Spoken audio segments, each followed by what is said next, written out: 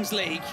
Yeah, what a way to attack that ball. Just as it bounced, he got it on the rise, and that allowed him to progress and sort of gain that little bit of advantage over Hussam El Ghazawi. And then it was the finish that maybe let Buba Jr. down a little bit, but it was a wonderful first touch from him. He's got the keeper in support. Here is Jimenez. He's still free. Jimenez, and it's going to trickle in! 1-0! La Capitale, although, is this going to be ruled out? They're waiting here. Was he offside, Bruno? There's question marks here on whether he's an offside position or not. He was, or was he? We're waiting here. It hasn't been given or wiped out as yet. We wait. Well, Buba Jr. telling the referee he is adamant that he was onside, or that his teammate was onside in this case, Manuel Jimenez. Here we go. Let's listen in. Hear what's being said to the referee and hear what he's trying to say. Okay, well, there you go. We've had the check. We are back underway. And the goal is a good one. We are back underway here with La Capitale, who were very impressive, Bruno, when it came to shots against Persas. In terms of overall, in terms of creating chances, but needs to be more clinical, and that's a very positive start from them, but they have to think about defending now. JMK out wide to Danny B. Here is JMK, back with Danny B. JMK, will he shoot? He may shoot. He's got to be careful here not to lose the ball, otherwise he's going to leave an empty net. Well, he's happy to try and dribble past players. Sometimes your goalkeeper's happy to shoot, but dribbling's another thing. Oof. Good save. Good save. Came off the keeper there. El Ghazal. And it's taken short. Now 3v3. JMK. Safety first on that occasion. Danny B now looking to get the shot away. It's another good save. Jimenez so far decisive at both ends of the pitch. Good save, which spiraled up onto one of the lights. That's why anybody who maybe didn't understand why the game had been stopped, it was because of that impact on the lights in the ceiling in this Cupra arena. From the Cupra Arena, final of the Défense Sereine on the 14th of June. Now El Bajani. Just a little shoulder barge there, but he's kept on his feet, and has he won a foul? Or was that offside? So La Capitale back on the ball, and just to our right we've got all the La Capitale supporters with their flags, their drums. They've been pretty well supported, haven't they, this week? But they're a Spanish team in France, which historically haven't been the biggest of friends. Slight rivalry between both countries, but we do get the feeling being here that Lamine Yamal has sort of broken those historic rivalries between the two nations, and that's why they like La Capitale, who score a second goal. It's that man, Jordi Cano, who doubles the advantage, and that's one of the reasons why they're loving Lamine Yamal's La Capitale, who go 2 goals to the good, and it clearly is showing that they have learned the lessons from their first fixture, from that defeat, but now have to quickly focus back to defending its end-to-end stuff in the Kings League. Is that a foul? I think the referee will halt the play. As for Zaytuna, this is not the kind of start they would have wanted, of course, after that defeat in their first fixture. As things stand, although I know there's still a long way to go, but as things stand, they are going home. Can they get a goal back here? Danny P. I did feel yesterday, Tom, that La Capitale, I know it's a bit easy to say now they're 2-0 up, but they look like a very good team with a lot of very good players. And we did mention it yesterday that perhaps it was a case of them needing that first game to sort of settle in and understand the format and the competition a little bit better. But if they can stay alive and give themselves a chance to play that last chance, I do think that they're going to be a very difficult team to beat. They're very fun to watch. Well, as I said, you know, they're beaten by a shootout, so there's no shame of course. in that. It wasn't that they were soundly beaten, as we saw by Los Chamos yesterday by the ex-Bayer team. And so far, so good against the Zaytuna side that were very impressive in terms of their successful passes, completed passes. You know, that's 97%. So they are accurate when it comes to their passing game. The team from Morocco / Congo as well, because their president, obviously Congolese, French, Jims, who we expect, who knows, maybe we'll call an early presidential penalty to find a way back into the game, to give them a foothold again. Presidential penalty is a reminder, even though I know you know, but there's always someone watching for the first time, can be played as of the first half. Good challenge, they can break here.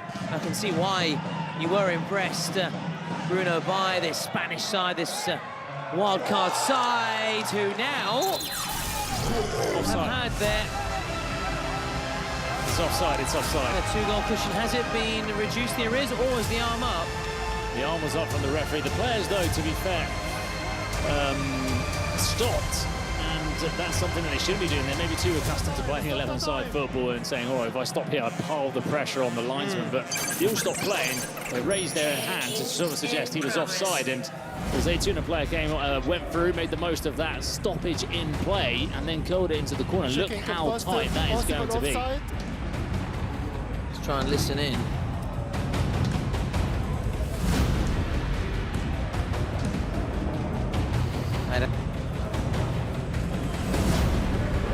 Well, good luck to the person in the VAR room, because that is as tight as can be. Well, they talk about there has to be daylight. I don't know if there's even a, for me, like crack of light coming through. The idea of what the offside rule should be is that you need to be gaining a clear advantage. For me, in an ideal world, if it's that tight, you just say play on advantage to the attacking player. And look, it has been given. Yeah, so it was Regatin with the strike. Although, hang on, are we still waiting here? Is there going to be another check? Oh, this would be cruel. The key thing is they get the decision right, Bruno, even if it takes a little bit. Yeah, no, absolutely. But it would be very cruel, wouldn't it, to tell them you've scored the goal and then go, hang on. Oh, it would be. It's kind of like when your dad, as you're little, would hang a sweet above your head and you couldn't quite get it. And you're jumping up, and would toy with you, tease with you. I'm sure you put it a lot nicer, father, than who didn't do that. So, yeah, it was your initial impression. It's offside. No, well, it wasn't because of my impression, but I saw the referee straight away raise his arm. To be honest, from here, I couldn't tell. Look, you'd have to have incredible, not even incredible eyesight. It was impossible to tell whether he was onside or offside, but it was a whisker. We like saying that, whisker. We love our football cliches. Well, it was a whisker. Oh! After Regatin's strike being wiped out, Zaytuna, a reminder, without Rabu, who's missing out today there, number 9, are trying to get a goal back. It's a really good finish from Regatin. They've actually had that also overturned. They thought they had a corner. It's actually a goal kick from La Capitale. The president is Lamine Yamal, who spoke a lot about his impact that he's already had at such a young age. But of course, we don't want to pile too much pressure on him, even though there's already been comparisons with the likes of Messi. But of course, one step at a time. Let's give him time to continue his development without too much pressure, although the early signs are very promising, and they're very promising for La Capitale here, trying to get that third. And it's Hugo Jr. being very impressed with not only his work rate, his energy, but his finishing as well. In that shootout, he scored a real lovely little cheeky chip as well when the pressure was on. So he's got a lot to his game, a complete player, Hugo Jr. And he'll always have a place, dare I say, in the La Capitale history books, because he was the one who scored the first ever goal for La Capitale in their competition for them. So that's something he can always cherish and take with him. So cherish it, Buba Jr. So this is the first of 4 games today as Zaytuna try and thread that one through. Obviously, our eyes are naturally drawn to that Spanish derby 2100 between Móstoles and Porcinos. In terms of quality, the best game is probably the 9 o'clock kickoff. But in terms of excitement, the first 2 games have a lot more riding on them because the losers are eliminated. Those other games, don't get me wrong, they're brilliant football, going to be a lot of fun, and it's also going to sort of send a message as to where the big teams are, a real tester, which maybe they didn't get in their opening fixtures. But I'm a sucker for relegation battles, for the painful side of sport, and well, in these first two fixtures, it's that all or nothing sense to them. Now Zuidini continues run. You're right in what you're saying. There's writing on this. Neither side wants to get that early plane home. Giordicano now. But scrappy from both sides. Possession changing hands quickly. Now the men in green. It's a clever ball. Just a bit too much fizz on it, but the idea was there. It's been attacked by the far post. A little glimpse there. The Zaytuna supporters. It'll be interesting to see. Also mention those other fixtures, the third and fourth fixture, what kind of approach the sides take, whether they try and go all out or maybe a little bit conservative, knowing that they do have another opportunity in the last chance saloon, whatever. If they do, still a gamble, dropping into the last chance. It's still, of course, it is absolutely. I definitely agree with that. But it'd be interesting whether what kind of approach they take. As for La Capital, so far their approach, their strategy, their tactics are paying dividends because they're leading 2-0 as we go towards the 10th minute, the halfway stage of the first half. 2 20-minute halves. At the 18th minute, we're going to have the roll of the dice, and that is also a big moment where we tend to see goals scored and with actually more space for the players to exploit. And that would have been very impressive had it been pulled off. For the first dice, we've got Julia and Letitia, our bizarre hosts, who I mean, give us inside exclusive interviews post-match with our MVPs and give us a real insight to the feelings, the emotions of the players post-match. So we'll be looking forward to them rolling the dice or throwing the dice, and they need to keep their strength back. It's good they're in together because it's very heavy dice, so at least strength in numbers to throw that dice onto the turf, and we'll see, because yesterday, what was the day before, I remember we had quite a few, if I'm not mistaken, quite a few of the same outcomes each time. So we hope for a bit of variety today. Now the space is opening up here. In the end, it was wide, went wide. It was a very accurate strike. As Coutinho set to come on, of course, he has to come on in that channel. The substitutions must always go through them. That was an audacious effort, but again, not able to hit the target. Well, all under control for La Capital, who, the stats showed in the first game that a lot of strikes, not really well guided, not on target. That's where they were struggling. But we haven't seen Julen so far today, who was very impressive in that first game. One of many players who came through that trial, which was hosted in Mataró, as they've got some work to do here in defence. Is that one going to be offside? No, the arm has been raised by the assistant. Oh, imagine another one being called off. The arm has been raised, so we wait here. Now they're adamant, Ferrucci and company. Offside again. Another one chalked off. Oh, listen, Bruno. La Capital had woodwork woe, didn't they, if you remember, in their first fixture? Yeah. And Zaytuna so far having offside agony. I couldn't think of another word with O, unfortunately. But, so, no offside for them. And this one was a lot clearer, to be fair.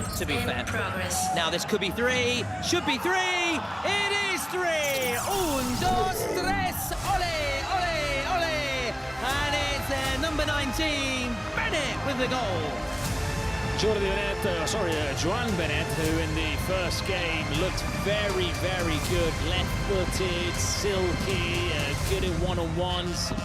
He's got that Lamine Yamal, the socks over the knees, and the way that he runs with the ball so close to his feet. You can understand why he came through those trials. They were probably looking for players who were Lamine Yamal-esque, and if he was to see the trials, I'm sure he would have picked out a player like Bennett. Oh, absolutely. The shades, as you said, of Yamal. Absolutely. It was really good on the burst, the run, and he kept his cool as well. We've seen plenty of actually misses from there. Are we going to see another goal here? Oh, that's a good save Really good save from Coffey. Alert there, getting down to his right, springing to his right there. That was destined for the bottom corner. JMK had other ideas, wasn't losing that election. As the shot comes in. They're hungry for more, though. They're appealing for a foul, the La Capitale players, but we play on. That could be a foul. It's been played at a nice pace. Good physical battle as well. Zaytona trying to get a foothold. Maybe they should call that presidential penalty, just throwing it out there now. Danny P, low ball in, and they can break here. And they're so good on the break, aren't they? Here he is, Jordi Cano, still. Oh, that's good block. El Bajani helping his teammates, and they need something like that to give him a little lift. The men in green, it's almost Northern Ireland kind of style kit, or Republic of Ireland. There's different shades there. They haven't had the luck of the Irish, though, so far. Zaytuna with those 2 goals ruled out, 4 offsides.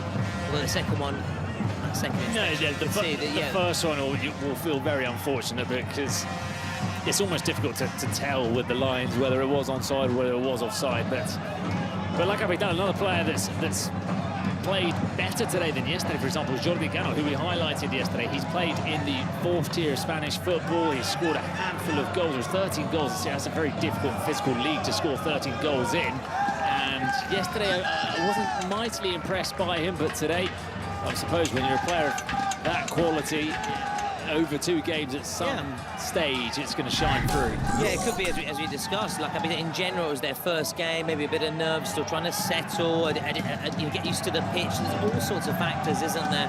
As Zaytuna are desperately trying to get a goal back, and they need to do better than if they are to beat the keeper. Actually got the party started for La Capitale. Jimenez very early on. There were shades of offside and question marks, but it wasn't. It was checked as well. Made a little wait for that. In fact, the heartbreaks have been mostly for checking goals, whether it been onside or offside. As Coffey just play it out from the back here. JMK. We're in that number 99. I know you're not a big fan of those really high numbers, those unconventional, unorthodox numbers. You're old school. 1 to 11, 1 to 11. Nice and simple. You know where you're at. You know where you stand. Now Douda with the throw, and it's he's back on the ball. Douda, and it's still there. Opportunity. What? Nice feet. Very nice feet. So. Oh, and he's got back as well. Good work, Ray. Good challenge. Here he is, the number 2. Almost rolled it past him, didn't he? Challenges, left, right, and centre. They're flying in. Oh, that's another one as well. And here he is, nice turn. Very nice. Can he get the finish away? Oh. There is your answer. Take a bow. Mouad, mighty Mouad. It's brilliant. It's a 4-star showing. It's a poker. There's another player, Mouad, who I don't recall doing too much yesterday, but today, the 3 or 4 times he's been on the ball, the quick feet, the use of the body, how he out-muscles the defender. He did it twice, here to turn him, then to keep a hold of the ball, and then the acceleration to turn right and create the opening. Mouad, there's 5 or 6 players in this team who are very similar in the sense that they're sort of nimble, quick at turning angles, they can take players on, they can finish. That's why it's a really fun team to watch. You know, you said that, and if you don't believe us, go back and watch the full game. You saw shades and glimpses of what they could offer. La Capitale have actually called their presidential penalty. We like that. Looking to try and go for a 5th goal here, unless Zaytuna can pull one back here. So they're really looking to pile on the pain for Zaytuna. We're being zapped here by La Capitale. And now we've got that break in play, and it's going to be La Cobra who scored his first penalty. Can he make it 2 from 2? He's getting his boots on and looking to strike again with his bite, with his boot. And again, it's a case of a team using a presidential penalty, not when things are perhaps looking a little bit bleak to try and get back into the game, but on the other hand, when things are going your way, to to try and extend the lead and trying to inflict a bit more pain, so rub some salt into the wounds of the other side. So it's an intelligent use of that presidential penalty. Yeah, we go back to this a lot, don't we, Bruno? It's a strategy game as well. You've got to be very smart, intelligent the way you use your cards when you play them. And this could be, dare I say, almost game over before the end of the first half. Can he make it a high five? He can. There is your answer. La Cobra, another venomous strike. He's got another victim to add to the collection. He's on cloud 9, whereas La Capitale are heading for a high five. I don't know if you saw that, Tom, but he was sprinting off, and his teammates wanted to celebrate with him, but he was intent on getting back into the booth, so they were all running behind him saying, "Oh, mate, come back here, celebrate with us." Oh, it was just too quick, and there you can see it. They were all trying to catch him up, and he just wanted to get back into that booth. Very good spot. Cobra just racing away. I think he just wanted just to keep momentum going, maybe not just take the sting out of the game, La Cobra. And that's, well, nearly as bad as my golf swing. Nearly. Obviously still better than my golf swing, but knows he can do better. Players of this quality, this caliber, they need something much better than that. We're into those final 10 seconds, and we are going to have our first JD roll of the dice from Julia and Letitia. JD, of course, Bruno, our official partner of Kings League World Cup Clubs. A reminder to everybody, download the app, visit their website, or one of their many stores to check out the new range and all exclusive, only at JD Brunch. Don't forget, also Instagram channels, and you can get all sorts of exclusive Kings League content. And talking of JD, we've got the JD logo, just that one there for the JD roll of the dice, which means 1v1 avec goalkeepers.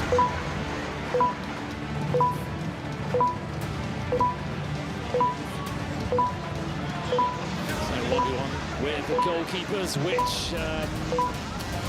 generally gives us about 2 or 3 goals. It'd be pretty strange if there weren't any goals in this window, so perhaps a final chance for Zaytuna to try and get back into this game. Here we are back underway.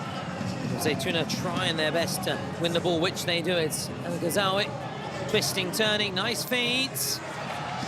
So nice shot, but not quite the nice outcome that he would have wanted. Now, a reminder, as we remind everyone again of the rules. In this stage, the keepers cannot come out of their area. Now, Buba Jr.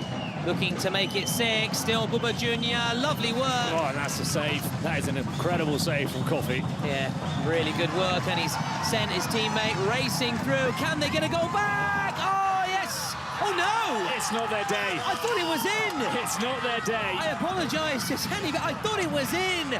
It really isn't their day. Lady Luck is not on their side. Dani Perez, the pitbull. I think there was a slight touch there from Manuel Jimenez. That will have to go down as a remarkable save from the Capital. Look, we're going to see Did he save it? Oh, that one, that angle perhaps not as clear. Oh, that one also. Need another one, please. Regia, give us another one, another replay. I thought he did touch it on the We may have done. one. But If he did, you're spot on. That has to go down as one of the saves. What are they just checking something here, Bruno? The field before he goes out. So it's a bad substitution. No, it's the same time. No, Something it's a bad regarding the substitution. No, it's a bad substitution. So it's a yellow card for you and shoot out. It's a yellow card for you and shoot out. No. Regatin. Well, poor guy's Number 11. shown a yellow card. Probably not his fault.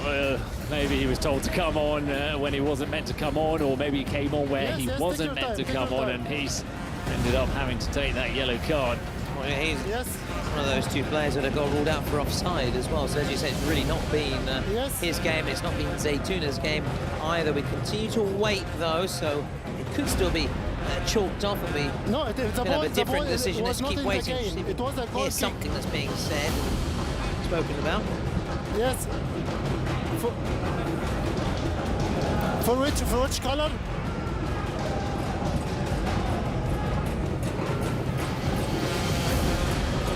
Just one person speaks. Yes, Salva.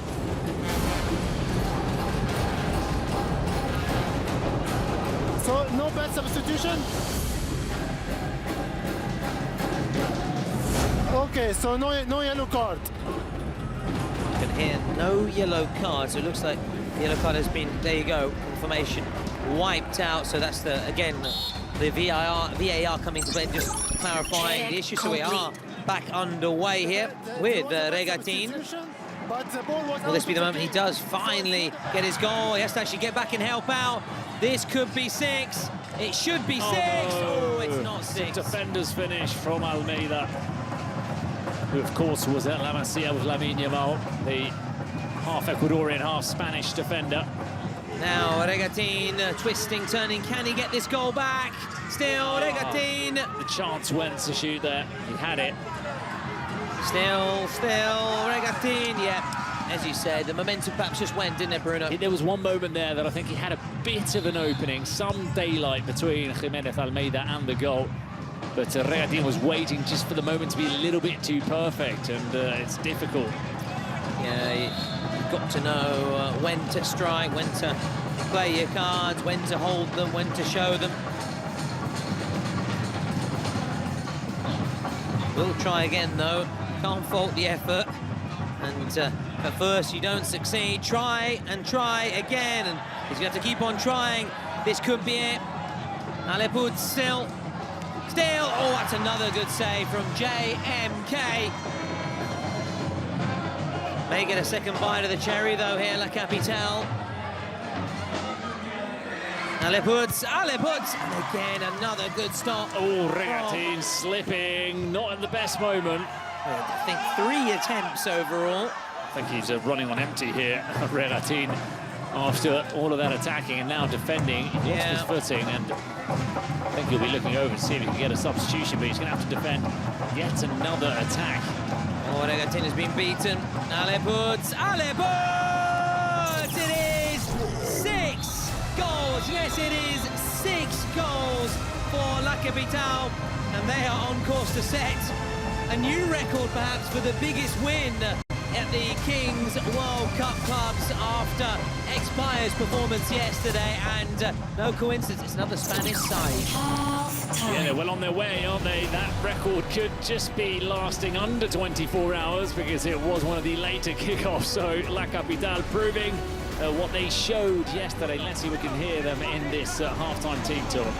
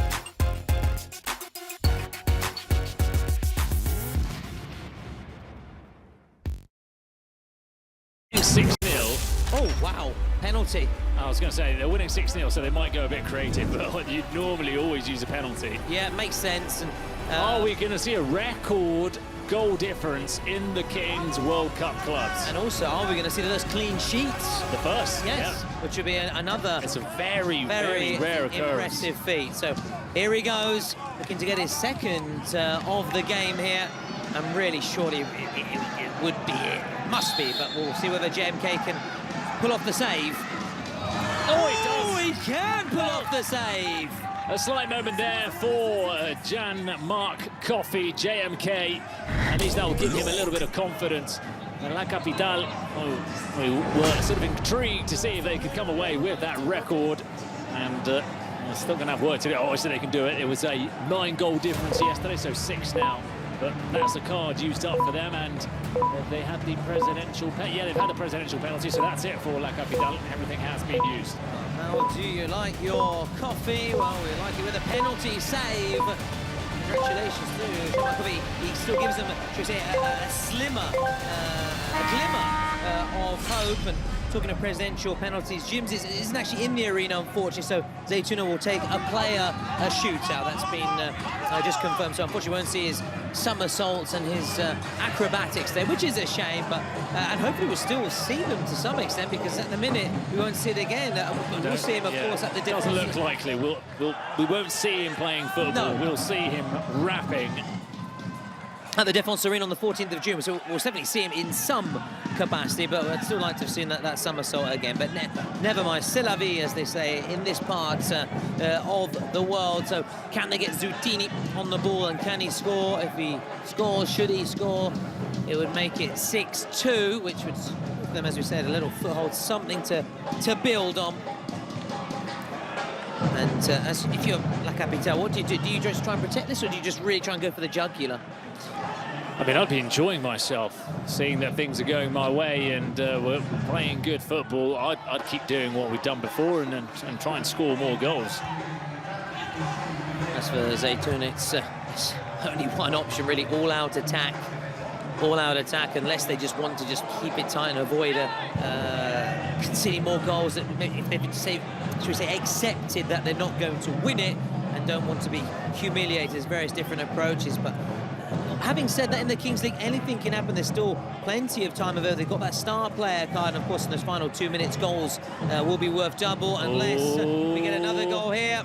This man again, just wide from Bennett. Another one you've been really impressed by, and Mouad's another one you spoke about in the first half. In the first game, so many of them. Yeah, in the first one, Jordan and really Julen. yeah. We've not seen Julen today. I don't know if maybe he's got some sort of issue from that first game. I felt like those two, but also Buba Jr.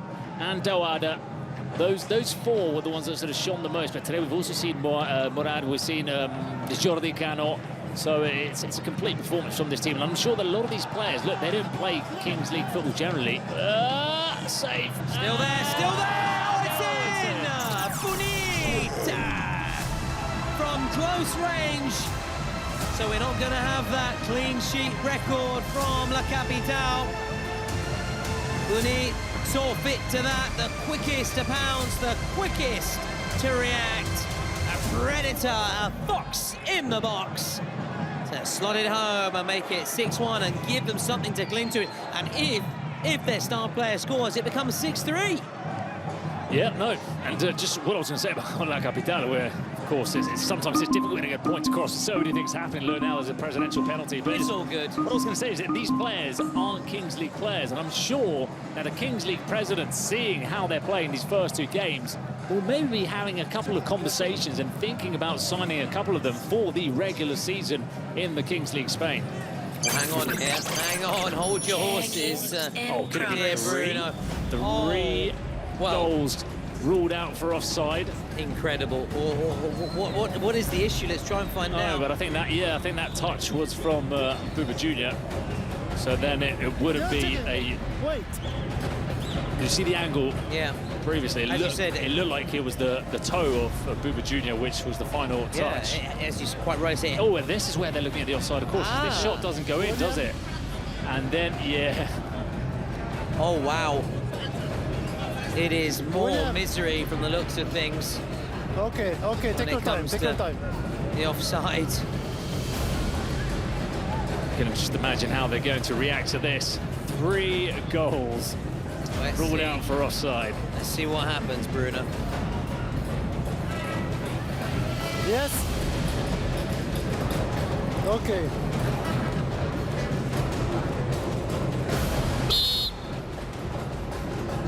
Well, it's becoming a constant theme.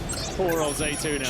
Oh, they've been cursed, haven't they, when it comes to goals today? So for La Capitale, it does at least mean that their clean sheet possibilities have been reignited, of course. As for Zaytuna, they called that penalty president, but James isn't in the house, so it'll be a player to take with a shootout here. So at least they've got that opportunity again to try and get up and running and get on the score sheet, and they need something like that because, well, they're trailing by six. It's pretty self-explanatory why they need to score this. Find out who's going to be the designated shootout taker. And for anybody at home thinking, oh, give it to Zutini because it'll be a double goal. No, of course. Sadly for Zaytuna, it doesn't work like that for Zutini. But you're right to clarify that, because it's an obvious question to ask. And you can see, I think the referee's also telling him as well. Not to. Well, it shows even the players sometimes have doubts, because there are a lot of rules and regulations and different quirks and loopholes, so understandably wanted clarification. So he has, after the 3-second countdown, he's got 5 seconds to get his shot away. Can he get the better of Jimenez in between the sticks?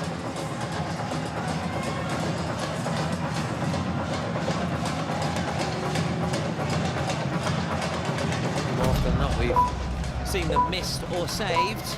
Can the trend be bucked here? Oh, it can't be bucked. It cannot be bucked. Did the keeper get a touch, Bruno, or was it just a case of keeper closing down that space, just making it awkward? Well, as things stand then. Yeah, he saved it, didn't he? The right hand. Yeah. And you can see the players down here, down the other end, whilst they were waiting for the shootout to be taken. Big celebrations from La Capitale. Despite being 6-0 up, it still means so much to them to maybe keep that clean sheet. Yeah, and that's a sign of a very, team. very big celebrations for a 6-0 lead. Yeah, but it's a sign of a team that means business, that's growing into the competition, that doesn't want to afford anything to their opposition, to their opponents. And that's the kind of mentality I think you do need to progress and march on in the competition. Now, we've spoken about what happens to the losing side as they go out. The winning side goes through to a last chance saloon. So they'll play another team that won and lost from their first 2 fixtures. We mentioned it earlier, Bruno, the 14th of June. You can get your tickets for the final as the keeper was alert there, Jimenez. And you can also enjoy a spectacular performance from Jims, who we are big fans of. And of course, you can also watch that exhibition game from France and the rest of the world. Tout le monde, the whole world, giving away.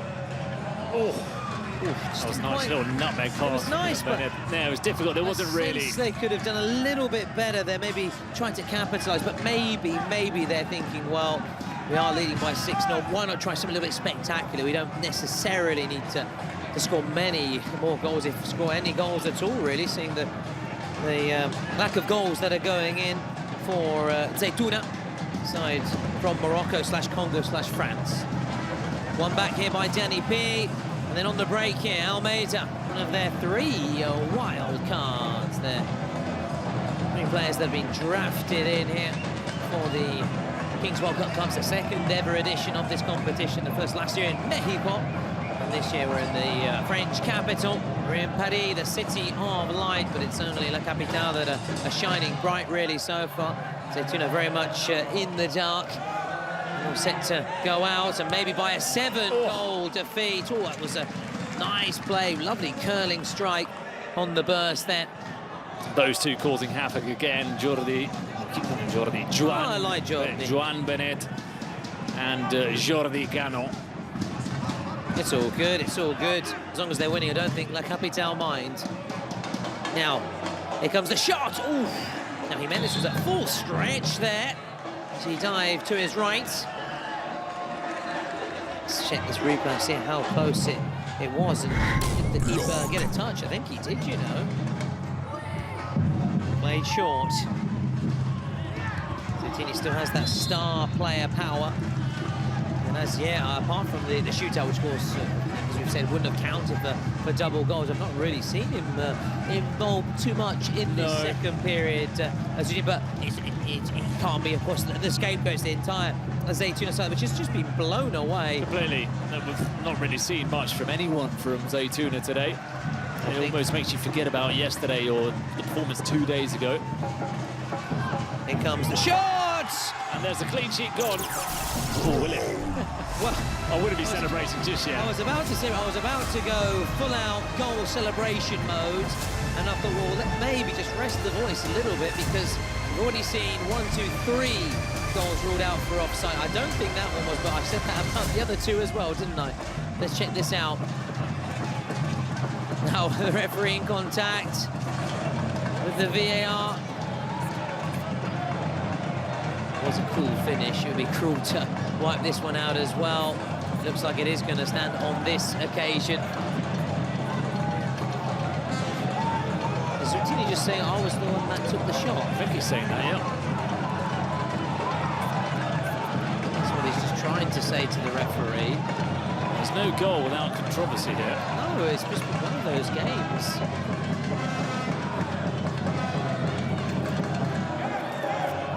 Yeah, because as you can see, the referee had a little bit of doubt in his mind, hence the reason he said only one goal. Zoutini then coming across and saying that he was the one to get the shot away and obviously put the ball into the back of the net. And just trying to remind the referee that it shouldn't be 6-1, but 6-2. Well, that's the best case scenario for Zaytouna. It's the first goal from a star player, isn't it, in this competition? It is the first, yeah. It's the first one. It's the second goal in the tournament for Zoutini. And it was a monumental mountain that they had to climb at 6-0, 6-2. I mean, it's still pretty steep, but just with one goal, having scored two, it does sort of make you think that it is possible. Yeah, and they scored that shootout as well. Yeah. That will also naturally be weighing upon them slightly, but I get the sense that maybe La Capitale, you know, they're just happy to, can't be too content, there can't be too lackadaisical. I'm just saying happy maybe just to allow them, but they can't afford to completely take their foot off the gas, because that can happen, yeah. They've got to be careful, because they've been completely the superior side in this game, but don't let yourself go. Don't think it's done already. It's been a very stop-start, I have to say, this second period.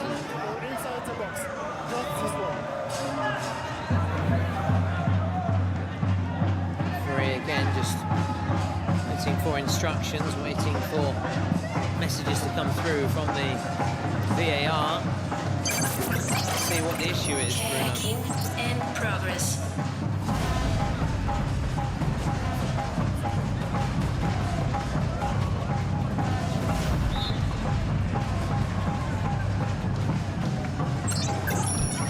Sure exactly what was the what was being reviewed there, but anyways, I do feel that there's a different sense of belief in this Zaytouna side.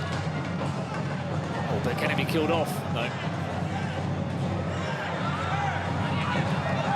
Now, Zaytouna, can they set up a grand slam finale to this match? And put the fear, spark the fear, strike the fear into La Capitale. I wonder if Lamine Yamal is watching on live, or whether he's going to get updates. I assume he's with Spain, isn't he, right now? Playing tomorrow, yeah. So I assume he may be in training, to be fair, but if he's got a bit of downtime, no doubt he'll be watching, keeping tabs on his team here, which so far, very, very good indeed. And talking of downtime, another big shout out to Fortnite as well. Don't forget, whenever you do have a bit of free time, and you're not watching the Kings League, to get on Fortnite. Bruno and I both got a lot of downtime, of course, before the evening fixtures in our hotel rooms, having a couple of battle royales and reloads and ballistics. Fortnite, of course, the sponsors of our secret cards, which have both been played now. Capital with that penalty, which was saved by JMK, who has been, despite that he has conceded 6 goals, he has actually played very well for him. He's actually kept the score down. He's reduced the damage. JMK, who is a very good keeper, very good keeper. Oh, a goal here, you know, going into final minute 6-3. You then go into the double goal period in the last 2 minutes and you score one and you're sort of breathing down their necks. So, well, do you remember he had this against SXB, Chongbong side? It was 4-1. They were 4-1 down, and then they got a goal back right away from Ortega. And then Victor Vidal, yeah, the keeper. So, listen, and for me, I think probably tend to agree with me, it's been the most sort of exciting moment, pulsating moment that we've seen. So maybe not the best game, but that moment. It was actually on the home site of the homepage of the Marca website. Oh, wow. My dad actually spoke to him this morning. He said, I saw there was a goal in the Kings League that the goalkeeper scored from the halfway line. I was like, yes. And did you make him hear your commentary at home? No, I think he just clicked on it on Marca. Probably had Spanish commentary, but you know, true. just goes to show that it does, you know, it goes out into the mainstream media in Spain at least, and perhaps generations that wouldn't watch this are aware that a competition's going on and that a goalkeeper did score from the halfway line. Right, so Capital on course to win, and right now they would face the loser between Dendele and F2R in the last chance, and as we've said, Zaytuna on course to become the first team to be eliminated from the competition, which is a shame because I wanted to see more somersaults from Jims, to be fair. But again, we've the great consolation prize is we're going to see him live from the Défense Arena on the 14th of June for a pre-match show. This is going to be a tough last game, last chance fixture for whoever takes on La Capitale, if it's F2R or if it's Dendele. Who would you prefer if you were La Capitale, if you were a player for La Capitale, Bruno? Well, there's a toss-up between playing a French side with F2R. I've got Lamine, who is the most popular streamer, so they're the most supported side in France, or taking on a Brazilian team. That's the decision you've got to make. I'm sure the players would probably love playing in a packed stadium with everybody against them. But if I were F2R and I'd had to drop into the last chance against La Capitale, I would be a little bit worried. That is those are the options, shall we say? Well, that's the possibility. F2R or Dendele. Zaytuna trying to, as we said, set up a grandstand finish here, a nervy finale. That's a nice bit of feet. Now, Tafik just offloading Regatin. Continues running the box. Make sure he stays on side, of course, and may have to now trap back and help his teammates in defence. He will have to help his teammates out in defence, certainly will. As the foul has been given right in the centre circle. Well, it looks like, as things stand, we're going to be saying au revoir to Zaytuna. La Capitale, though, back with a bang after their defeat in their opening match. That's a beautiful turn. Still with Mouad, their number 10. Just clawed it wide. He is a brilliant player. What a turn, though. That was very Bergkamp against Newcastle, wasn't it? It was. At the St James's Park, one of... an iconic goal. Yeah, one of DB's many iconic goals. There was a wonderful one against Leicester City, you may remember, at Filbert Street. And, of course, Argentina, the 98 World Cup for Holland as well. Goal. But that was, as you said, very much in more of the latter years of Dennis Bergkamp, but still at the peak of his powers. And I'm loving the references to the 1990s and the early 2000s, Bruno. Much more of them to come, of course, from your millennials in the commentary booth.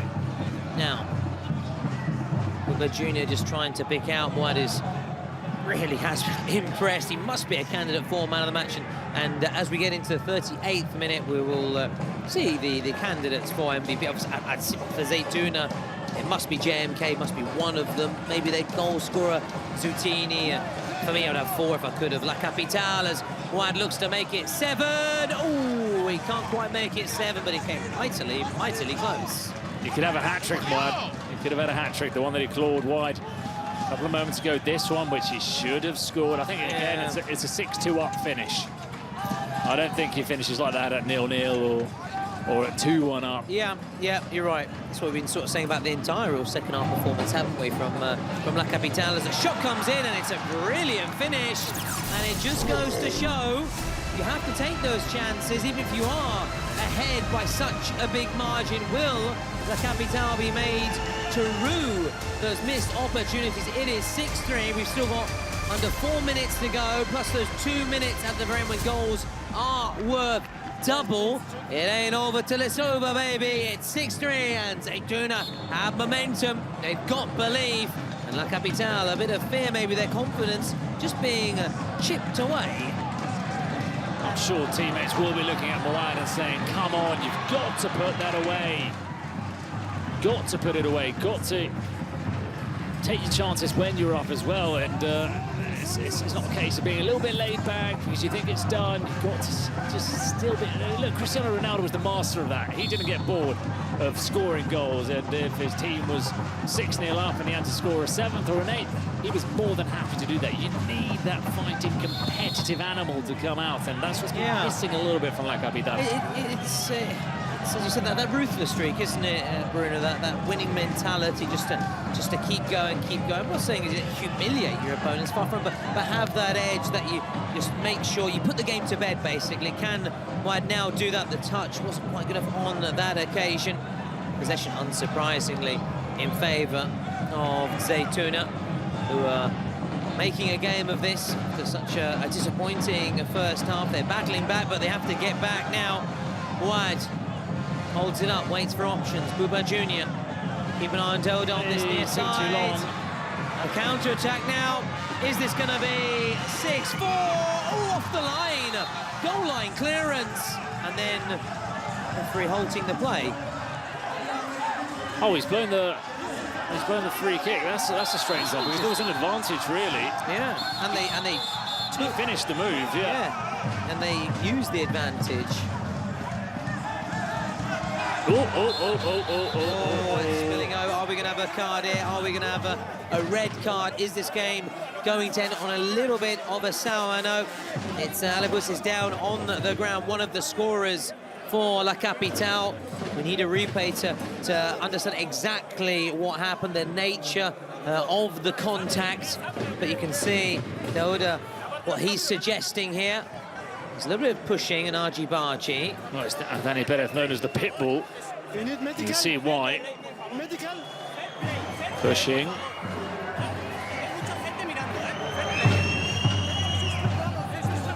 It's just there you go, there we are. It's just to the right and then coming into your picture. The referee has a decision to make here. Obviously, he needs the assistance of the VAR because it was all off the ball, wasn't it, Bruno? You really need to be more disciplined in Kings League as well, because a yellow card is 2 minutes in, but it really does hurt your team. It's not just yourself. A yellow card in normal football, obviously, sometimes you say, I'll take the yellow here. But here, you need to think about it. Because, look, you bench for 2 minutes. You get a yellow card here, and it's the last 2 minutes of normal time without one of your players on the pitch. Go back. Hey, please. I don't accept having words this, with both players. Let's try and listen in. You have no right to touch the ball, and you have no right to take the ball, okay? No, you don't have no right to take the ball, no. Yellow Number for 6 both team. players then, so both Diplomatic teams will end the game with 6 players out on the pitch, so a little bit more space sort of opening up, but there's still no numerical advantage for either side. 6v6 in these final 2 minutes. El Bajani for Zaytuna and Alipus. Did you say he was the pitbull? No. No, Dani Perez. Dani Perez is the pitbull. What's the word for pitbull In Spanish. in Spanish? Pitbull. Wow, I like it. I know another word in Spanish, everybody. Pitbull. Just say the word in a Spanish accent. Nice. I like it. Thought there'd be a word. That's why the singer is Pitbull. I thought it just because maybe to break the international market. There you go. You learn something new every day. So the clock, of course, has been stopped after that lengthy break in play. It will resume shortly, and the play will get back under the free kick here. Zaytuna score this, and those players will be looking even more worried. Who got the last touch? I think it was off the back of his teammates as well. Yeah, I think Zaytuna trying to play the corner, but it was Zuitini. Yeah, it's not to be, not to be. So approaching this final minute, and at the 38th minute, with the score as it is, goals will be worth double. We go back to the example of Gigantes against SXB. It ain't over still. You can get a quick goal right at the very, very start, and then get on towards the very end and win the game.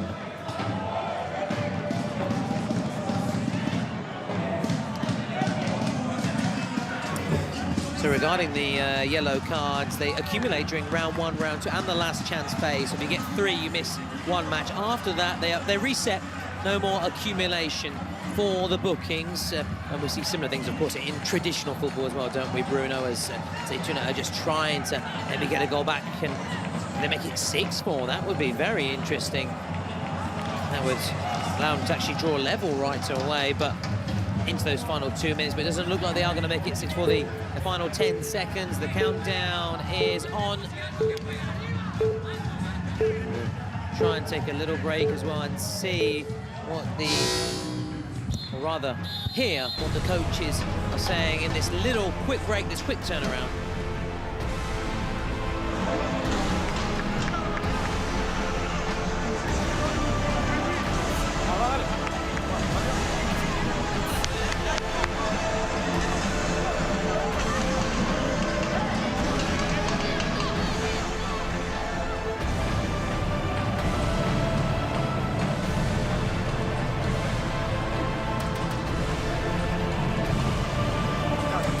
Passez par les côtés.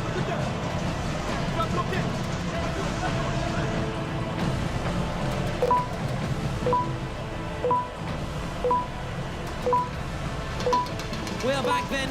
The countdown is on to remind the players that we're about to get back underway for the final 2 minutes. Goals worth double.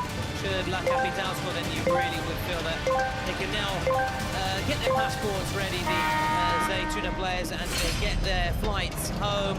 Should Zaytuna get the goal, then maybe La Capitale will have to think about getting their suitcases packed, because they would be at risk of going home. There's 3 La Capitale players, your candidates for MVP. Get voting via Twitch. It's the first time we've had 3 players from one team. Yeah, and it just shows the dominance up until the closing stages, really, of the second half here. A bit unfortunate for Bennett not to be on that list for me. Yeah, a little bit, but can't really criticise too much. I think Jimenez made that really good save, didn't he, in the first half.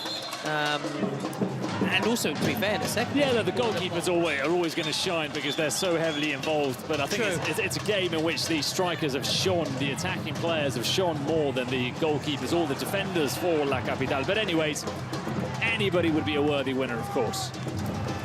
And they'll be chatting out on the pitch after our bizarre interview with one of our journalists, chatting with the MVP, which, as things stand, it looks like it's going to be Jordi Cano, and it would be richly deserved for La Capitale. The jersey are a little bit of Inter Miami, that pink and blue.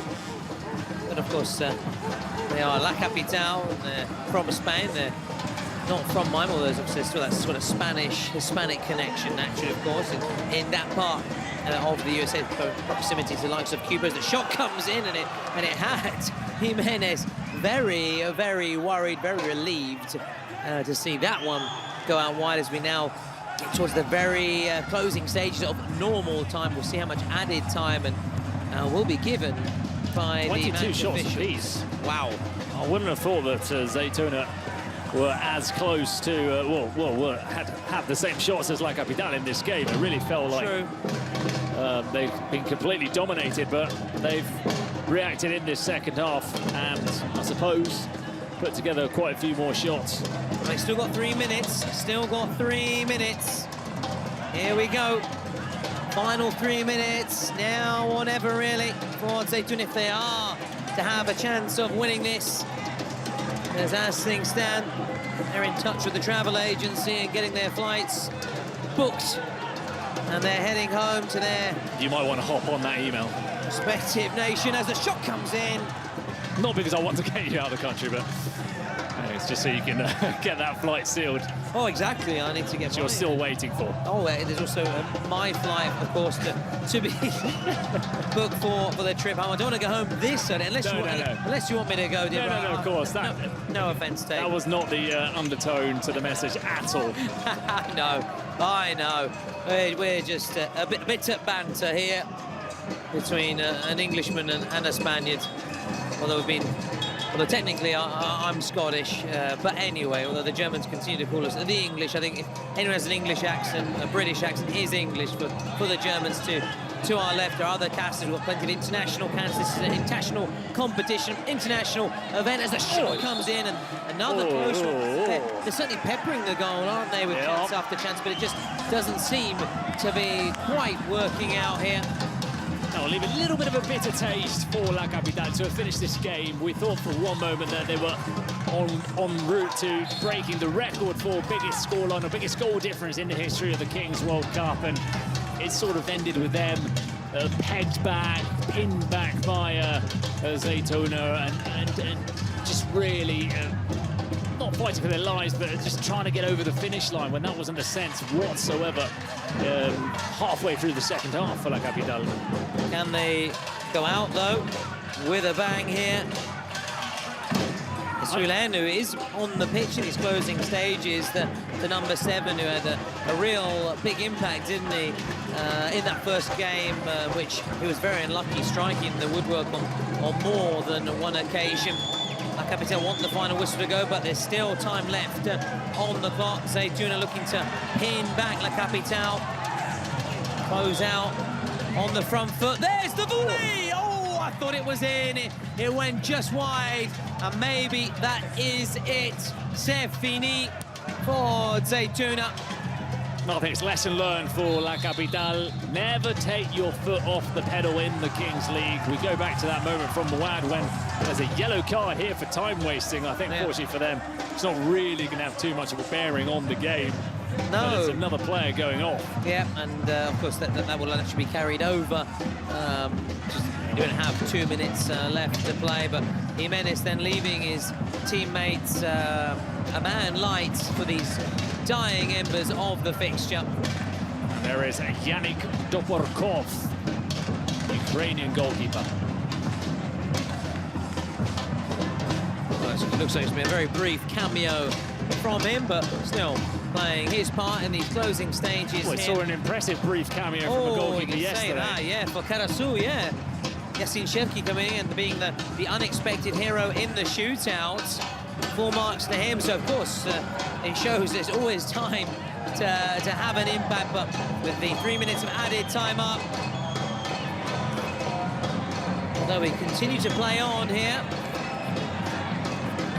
Zaytuna, can they make it 6-5? Surely, still there, and again, and it goes over. Is there time here?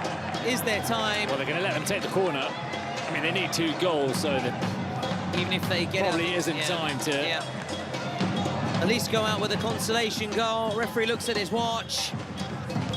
There it is! They do get it, but I feel that time is not on their side. The clock is not their friend, Bruno, because the 3 minutes of added time are up. Well, and they may go out with a consolation goal, but it's not enough. It isn't enough. Whistle. Look at the relief from the La Capital players. How did it come to that? Zaytuna then, Bruno, are the first team to crash out of the Kings World Cup clubs.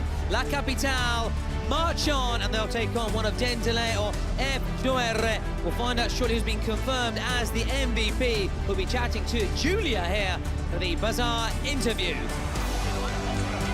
Okay. So there are the goal scorers, 6 different scorers for La Capitale. Tears for the players from Zaytuna. Look, this does mean a lot to the players. Of course, there's the prize at the end, which is not only a trophy, but also the prize money for the winners, but also it's the competitor inside that these players have. They want to win, they want to go as far as they can. It's a very special occasion, and we've got our first eliminated team from the competition as Jordi Cano has been named the MVP today, and he showed why he was one of the players to look out for in match day 1, having come from Europa where he scored so many goals in the 4th tier of Spanish football, having gained promotion to the 3rd tier of Spanish football, and today him alongside Jean Benet, they had a formidable duo which did just about enough in the end to overcome Zaytuna. So they celebrate with their fans there behind the goal. There's a lot of love for Lamine Yamal here in Paris, and we're going to go over before we see the last chance, which we only have one team in right now, of course, which is La Capitale. We'll wait to see if they take on Dendele or F2R. And there is the look at the teams that are eliminated. 0-2 Zaytuna, the first team that we bid farewell to in the Kings World Cup. The side from the demo.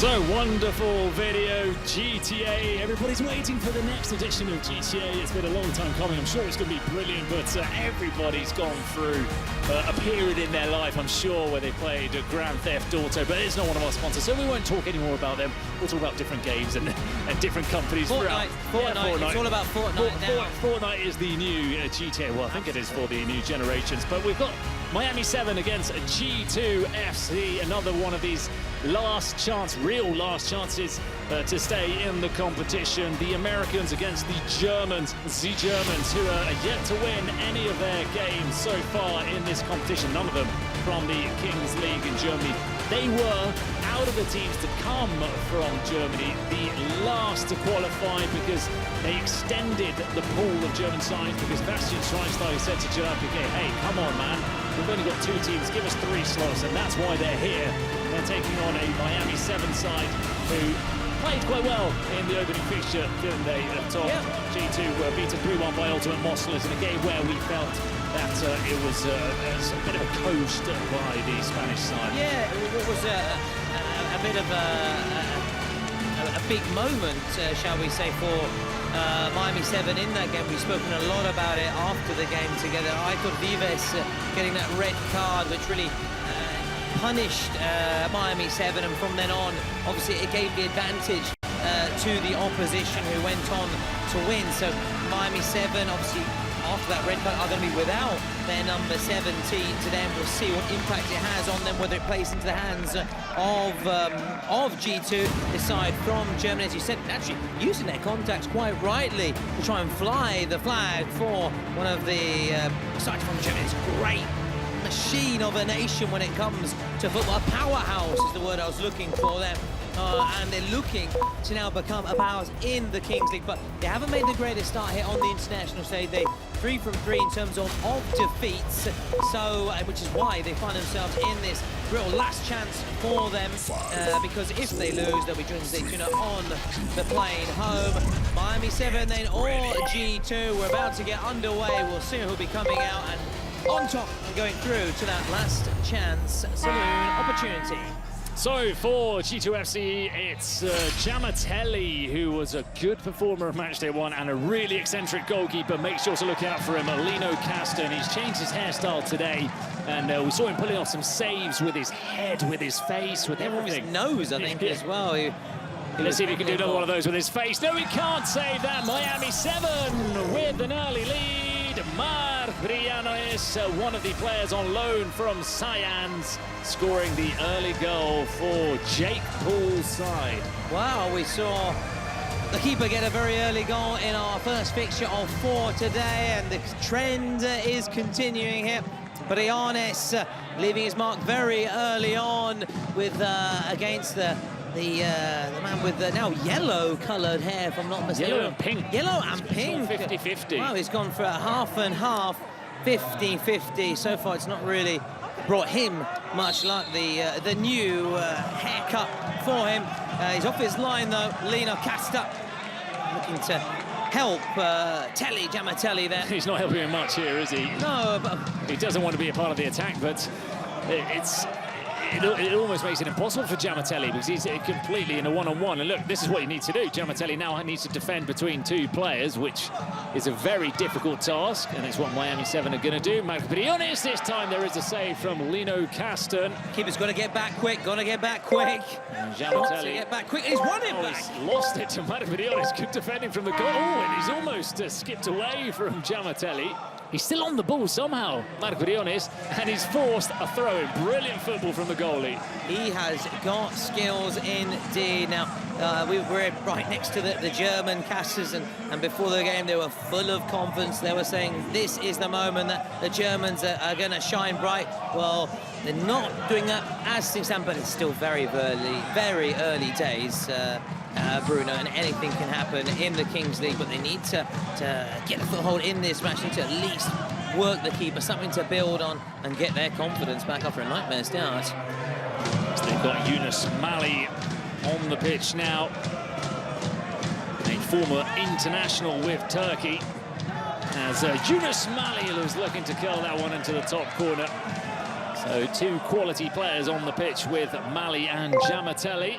Yeah, big Turkish community, of course, in Germany. In fact, plenty of players now playing for Turkey, born and bred in Germany, coming through the German system, like Hakan Çalhanoğlu, Kenan Yıldız, to come to mind. Others maybe did go to represent Germany. Ozil, for example. Yep. But obviously, in recent years, has perhaps been leading a lot more to the country of his parents.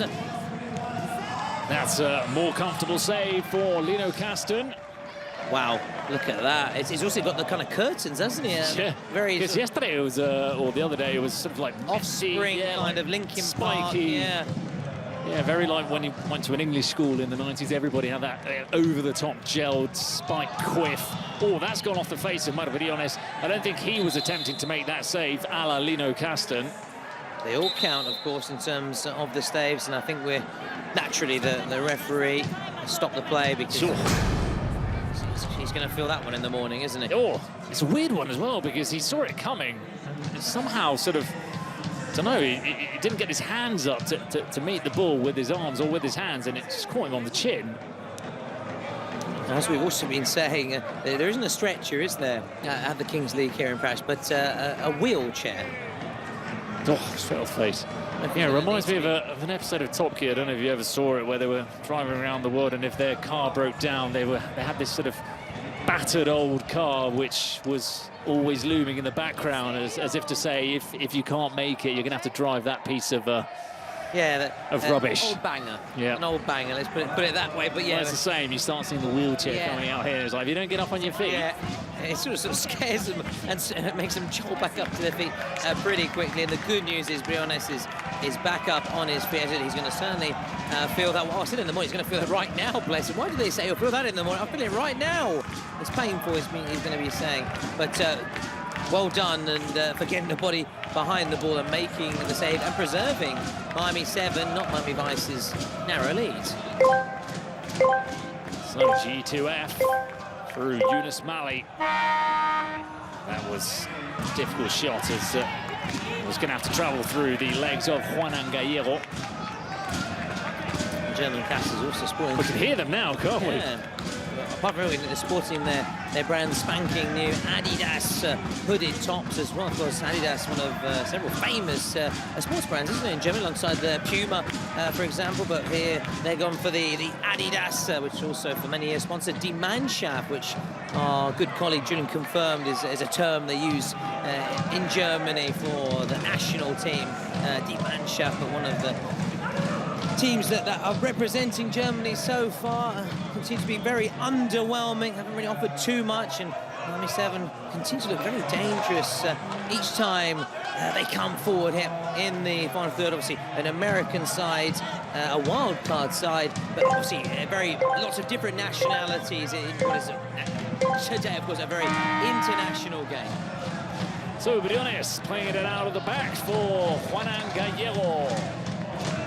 Miami 7 on the ball, still in the lead, thanks to their goalkeeper, thanks to Marc Briones.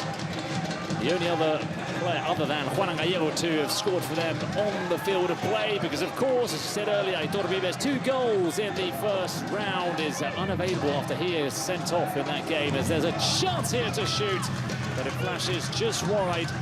It was Luis Peralta. Yeah, Lino Casta very relieved there, very happy to see the ball go wide, the right side of the post for Lino Casta, the wrong side of the post for Miami 7, of course, who just said every time they come forward, they just give you that impression that they can create chances, they can cause problems for G2. G2 would be the mixing the languages. Well, we are in Paris, so we're throwing a bit of French as well. The shot comes in and it's high, it's wide, it's nicht gut. It's nicht gut for die Deutsche. There was Danny Blum, one of their wild cards, who is a cup winner with Eintracht Frankfurt. Actually played a little bit for Las Palmas as well. Las Palmas have got a knack for signing British and German players who are, you know, there's a bit of a link between the islands and those holiday makers from Germany and the UK. So he's got a couple of Scottish players in their squad this season. Oh, wow. They did have Danny Blum back in the day. So you said, was it a Europa League winner, did you say? No, no, it was a cup winner, just a German DFB Pokal or whatever they call it over there, yeah, with Eintracht Frankfurt. Oh, still impressive, as I always say, one more than we've won, unless you can spring out your winner's medal under the table, and then I will be kept quiet. Ooh, referee just getting in the way there.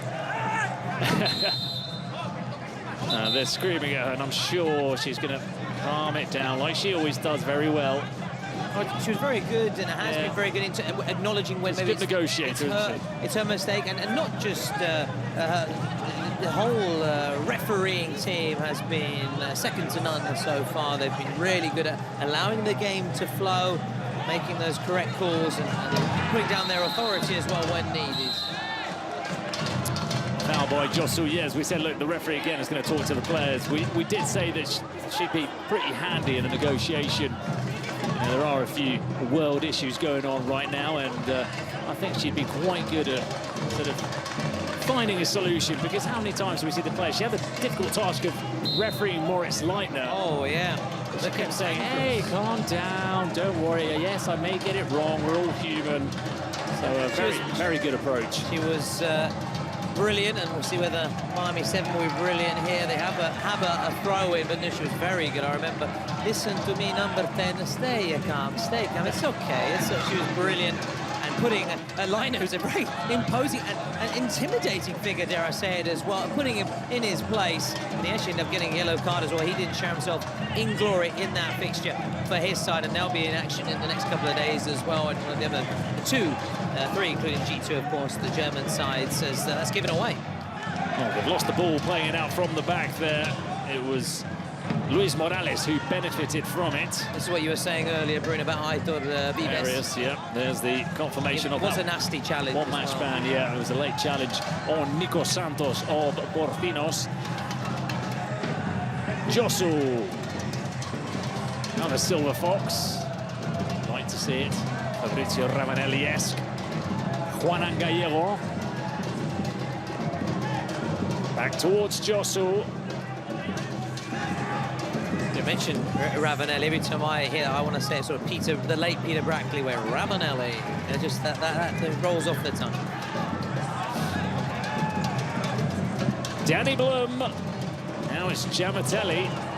He ran into 3 Miami 7 players. Giamatelli's still down. He was thinking about going back up. I think he had a look. And I think they might put into touch in a... But Antonio Pellegrin was telling his teammate, kicking out of play. That generally means that the player knows that there's been contact. Well, from Ravanelli to Giamatelli, who's down there in that centre circle. But yeah, it's clearly a foul, and not going to be any bookings, of course, for that, or any cards, quite rightly, but it's did well to draw in the kind of players there. And, it's good to see, obviously, due to restoring possession, giving it back to Miami 7. Obviously, Sporting put it into touch to allow the player to get back up to receive, and now potentially receive some treatment out on the touchline. It is Antonio Pellegrin. It's Miami 7. We're approaching the 10th minute mark. Second game of match day 3. Miami 7, a goal to the good against a G2F. We've already said goodbye to Zaytona. It's going to be one or the other here to be joining them on the plane back home. As it's Briones on the ball. Josu, high press now from G2F, making life difficult for Miami 7. They find a way out. Josu is out-muscled. And in the follow-up, it's all a little bit scrappy. Yeah. Who's going to get onto the end of the ball? Danny Blum, and there's a foul. Yeah, and you mentioned about the trip home. Before I get home, I certainly want to get my hands on one of these jerseys before I fly back to my home, to my nation. And of course, if you want to take home a piece of the Kings League merchandise, such as balls, signed jerseys, and much, much more, you can find it all on Bazaar. Download the app and follow your favorite content creators live after the matches. They'll show you unique Kings League items you get directly through the app. An opportunity you do not want to miss. So get on Bazaar. Bazaar. I love the name. It's pretty, but It sounds good with that Italian accent as well. Bazaar. Bazaar. Well, I assume it comes from, obviously, it's the Arabic for market. Bazaar, yeah. So I assume, again, at times I do get... Call me Sherlock Holmes, yeah. but I think it comes from that. You don't say, Sherlock. Yeah, exactly. But that's where, obviously, the play on words obviously comes from. And, yeah, get online ASAP.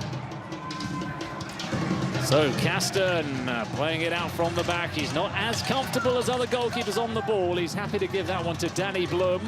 Back with Caston. Caston.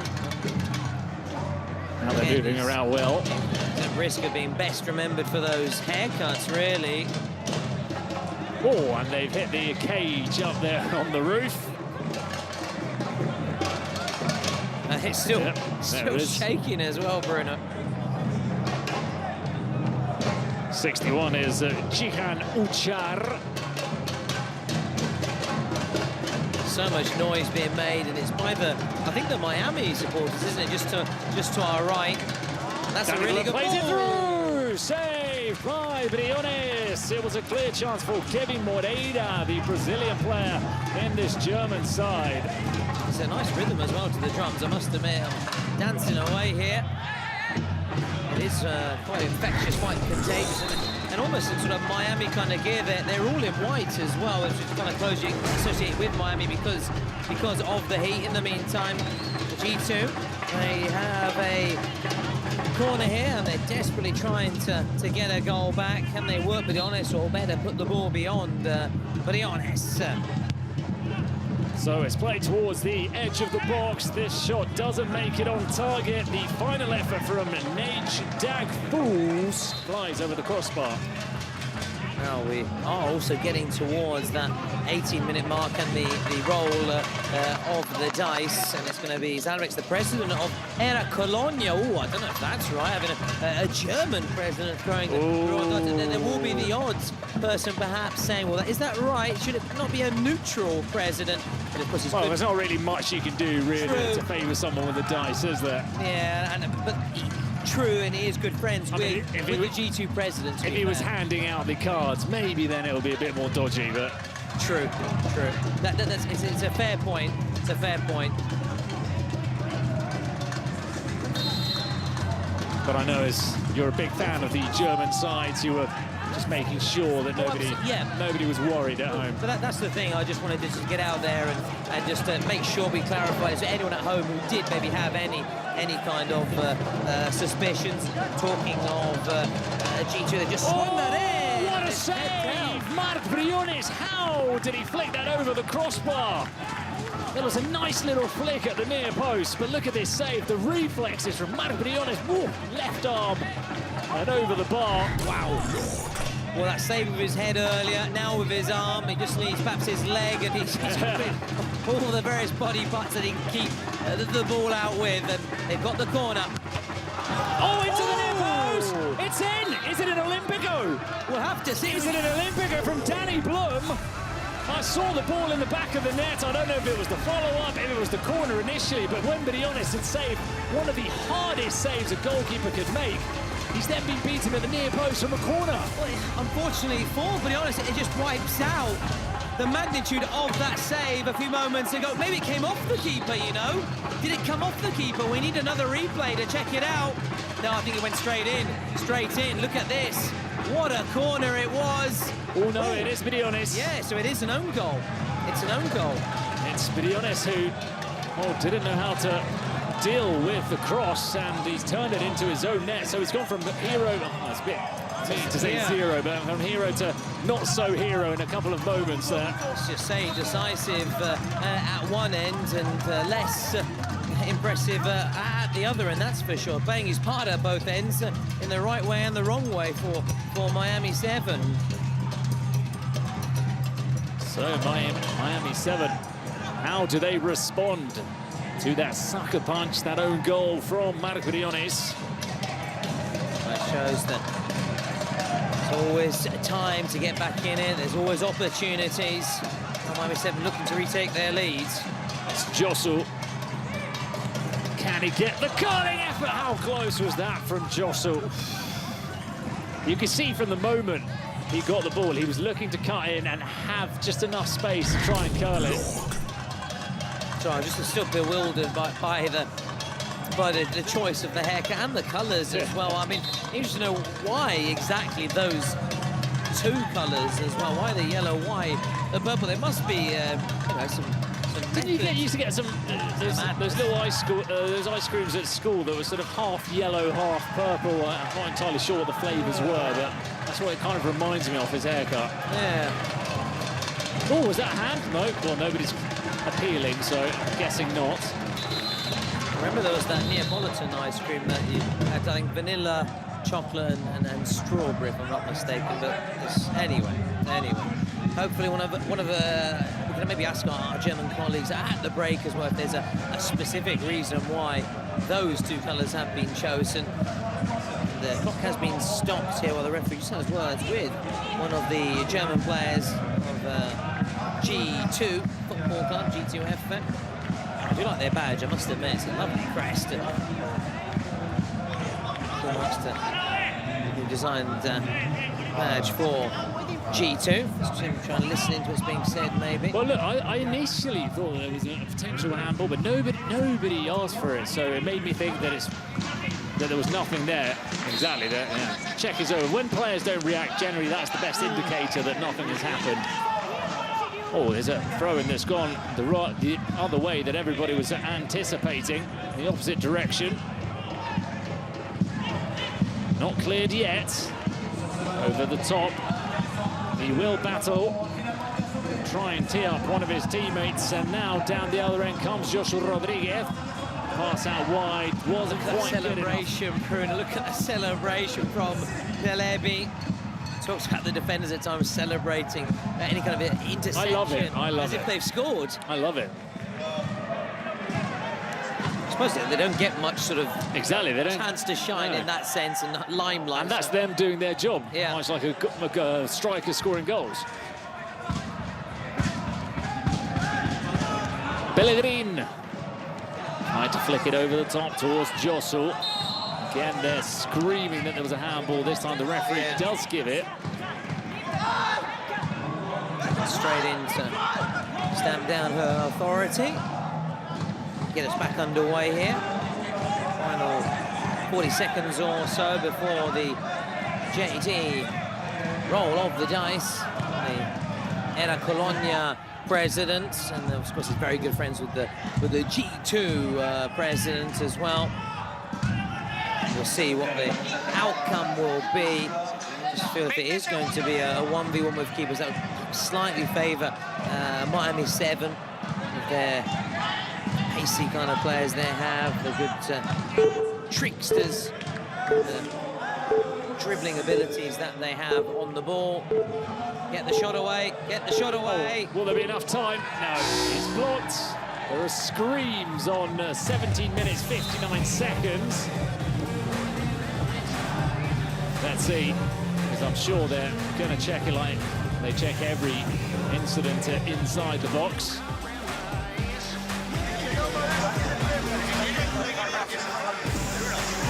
Well, meanwhile, the dice is thrown. It is JD, so it's going to be 1 against 1. So we're 2 for 2, aren't we, when it comes to JD today? We won with keepers. We saw at the very start, didn't we? Very beginning at the top of the game that Miami 7 actually scored. With this situation, on this occasion, the keepers can't come out of their area, so they have to be very smart making their substitutions if they want to have 2 outfield players when they're on the ball.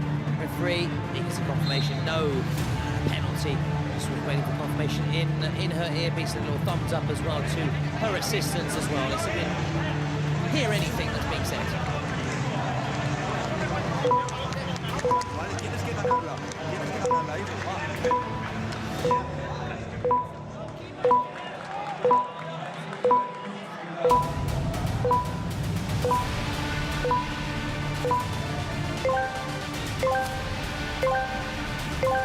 So as the countdown begins, manager telling his player he has to win that first possession, and he has not done that. It was Zion Ferreira, manager Danny Romo. And now those changes are made. Yeah. Can do that obviously with the rolling off substitutes. A 1v1 situation. Here he goes. Sets up. Oh, he did very well. Oh, he's going to get back quickly though. No, he wanted it short. He wanted it short. They rolled it long, and they're just telling Briones to calm down. There's no need to rush it so much. Giamatelli is on the ball. He is one of those tricksters with the ball. Here he goes. Oh, Giamatelli. Briones comes out. Now the chance is there. Juan Gallego needs to run. Juan Gallego with the finish. Juan Gallego with the goal. Miami 7 take the lead. Oh, sí, or I should say yes, really, although because of that little Spanish connection with Miami 7, it's natural that one feels that there's a lot of Spanish links and connections to this side, and they retake the lead. And just as they did in those opening minutes, they take the lead in the closing minutes of this game. Oh, Giamatelli almost flip-flapping away from Peralta. Giamatelli, good block from Peralta. And just like before, Giamatelli's shot doesn't finish the move, and it allows Miami 7 to counter-attack. This time, fortunately, though, for Giamatelli, he was in position to defend. And he's going to come off and get a breather. Both players are replaced. Josu comes on. He's going to have to sprint across. Try and stop the number 10, Yunus Mali. Slowing things down at the minute, though, Briones. It just shows to got to be so careful not losing the ball in these one-on-one situations, Bruno, doesn't it? Josu, couple of step overs, can't get away from Mali. He's looking for that right foot. Mali's waiting. There is no shot on. I think Josu's going to have to look for his left, and that's exactly what he does, and he almost curled it into the top corner. Fantastic effort. I thought the momentum had gone. Managed to then shimmy back inside, but onto his left boot. Lino Castro went diving to his right, and then it didn't need a save, but it was mightily close, and had the former Offspring frontman very worried. What was his name? Good question, good question. No, Anyway. many of the hits, but not the songs. Anyway. Giamatelli over the crossbar. Well, he's their biggest threat, and he's not quite managed to finish off any of these. Well, he has finished them, but he's just not quite managed to find the target, and it's advantage Miami 7. Time.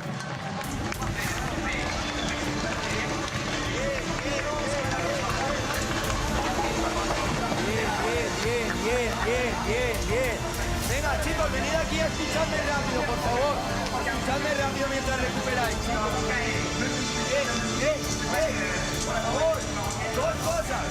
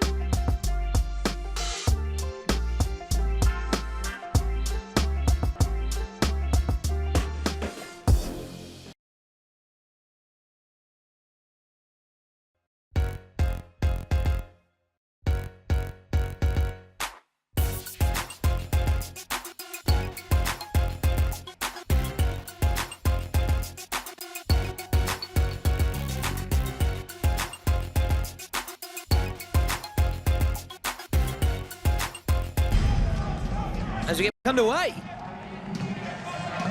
So Miami in the lead, 2-1, after a pretty tight first half between both teams.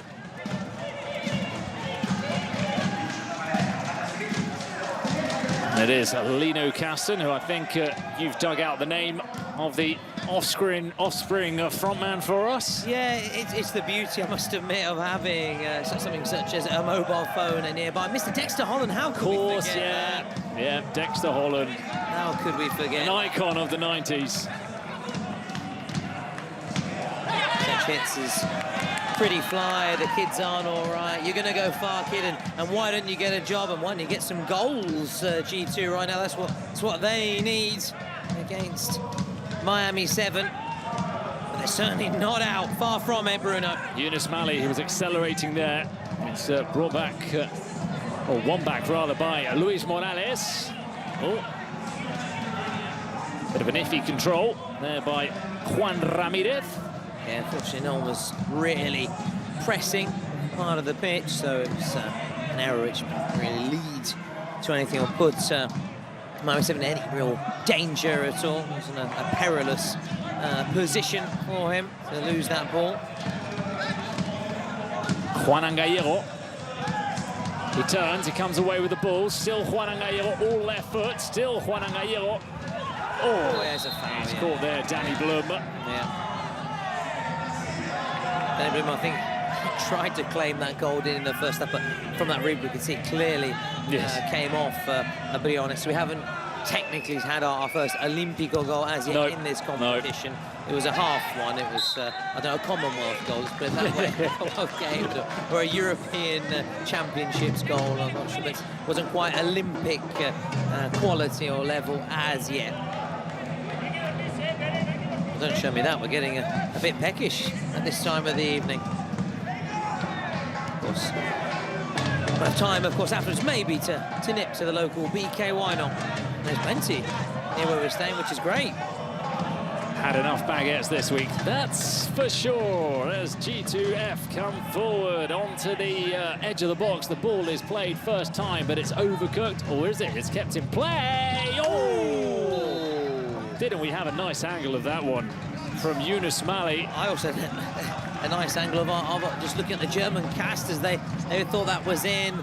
They were leaping up. They're about to begin their celebrations, and one of them, in a very un-German style, is throwing his flag to the floor in almost disgust. And punching the table as well. The Germans are very good at keeping their emotions, almost kind of robotic at times, you know, in terms of keeping it in, that sort of, you know, Michael Schumacher kind of stuff, that determination. Yeah, the polar opposite of us Southern European Mediterraneans. Don't show your emotions, keep it in check. Far from it on that occasion.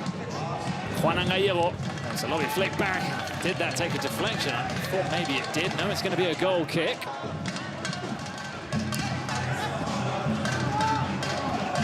And of course, not only poking fun at the German, we're very self-deprecating. I mean, think of me, these German guys next speak a number of languages, and I'm hanging my head in shame as a Brit who, unfortunately, je ne parle pas français, and so you speak Italian. Come on, yeah, but just to say, do yourself a disservice. Yeah, but the point I'm just trying to make is a sense of, you know, it's not having a proper I'm also very self-deprecating. I know I have my problems, and maybe they're saying this, and look at him waving his hands, jumping up and down, getting excited. But hey, how can you not get excited about the Kings League, Bruno? A game like this, as we still got those presidential penalties, the secret. But we've still got everything, and don't forget there are 60 minutes left in the game, and it's all to be decided who will be the second team knocked out of the competition after Zaytuna. That's right. It could be a second wild card with Miami 7, or it could be the first team from Germany to bow out of the competition. There he is, Lino Casta. Wanted to take it quickly, the referee just telling him to put it down. And so it's back with Lino Caston after that ball was knocked straight back into the G2F half. Mali. Little shove there. Yeah, right call. Holding in favour of G2. Look like they're preparing a change here. The bib is being just waved up just to try and catch the attention of the match officials and, of course, the G2 players. Rolling on and rolling off substitutions, one of the many rules and regulations in the Kings League. Is it different to traditional football? Danny Blum looks to get onto the edge of onto the end of that ball, and he's done well to force the throw in back into the mixer, headed away by Kun Agüero. Now it's Chelebi. No way through, denied by the Miami 7 defense, who have completed over double the amount of passes that G2F have in this game. But it's still lead 2-1, and it's going on like this. Maybe those secret cards and presidential penalties, that maybe could be the difference then. Again, they're looking to curl one into the box.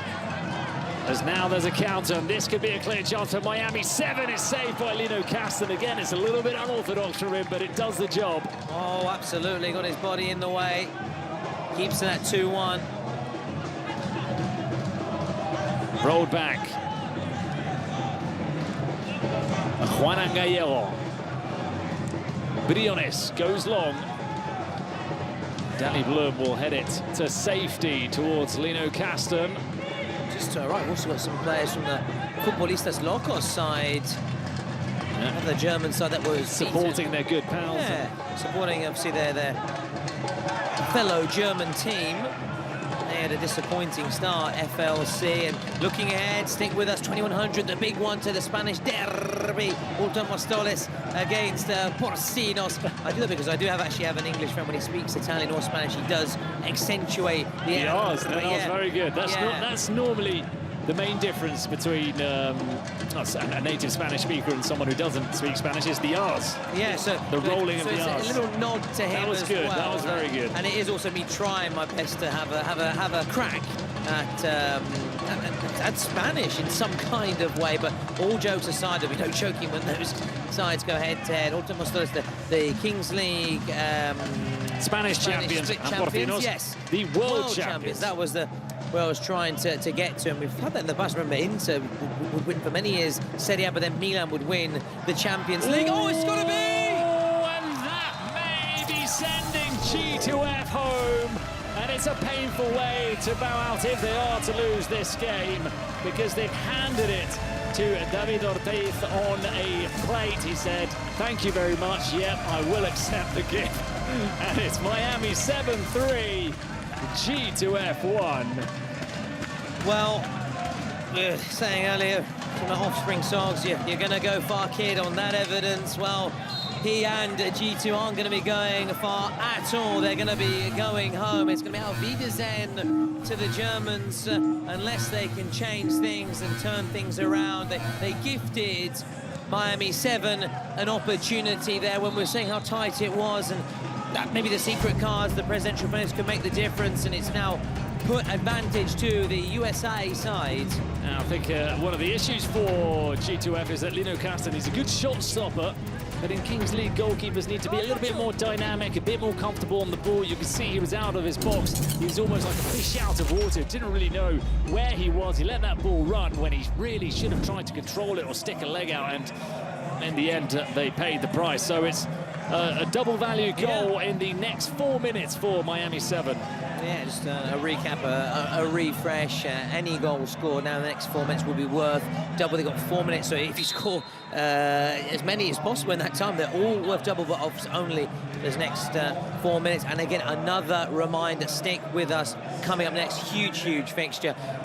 The fixture of the day, the one everybody is looking forward to, but not taking away from this one, because this is the stakes are so high because the loser is going home. So not taking anything from this game, but in terms of the standard, the quality, it will be raised a notch. Up next, 2100. Kun Agüero. Now Miami 7 stroke it around comfortably with that little advantage. Looking to strike a double blow if they can. It's Antonio Pellegrin. The reverse ball back to the left. Drop of the shoulder, turn of pace, and it's cleared by Tariq Hadziavdic, brother of the manager Malik Hadziavdic. To the edge of the box, Pellegrin. Kun Agüero, quickest to react to the loose ball. So a double goal in our previous match for Zeytuna Zutini, getting that double goal, which didn't give him a little bit of hope. Closed out the game strongly, but it wasn't enough to get the better. Oh, La Capital were very impressed by them, especially in that first half anyway, or rather only in that first half.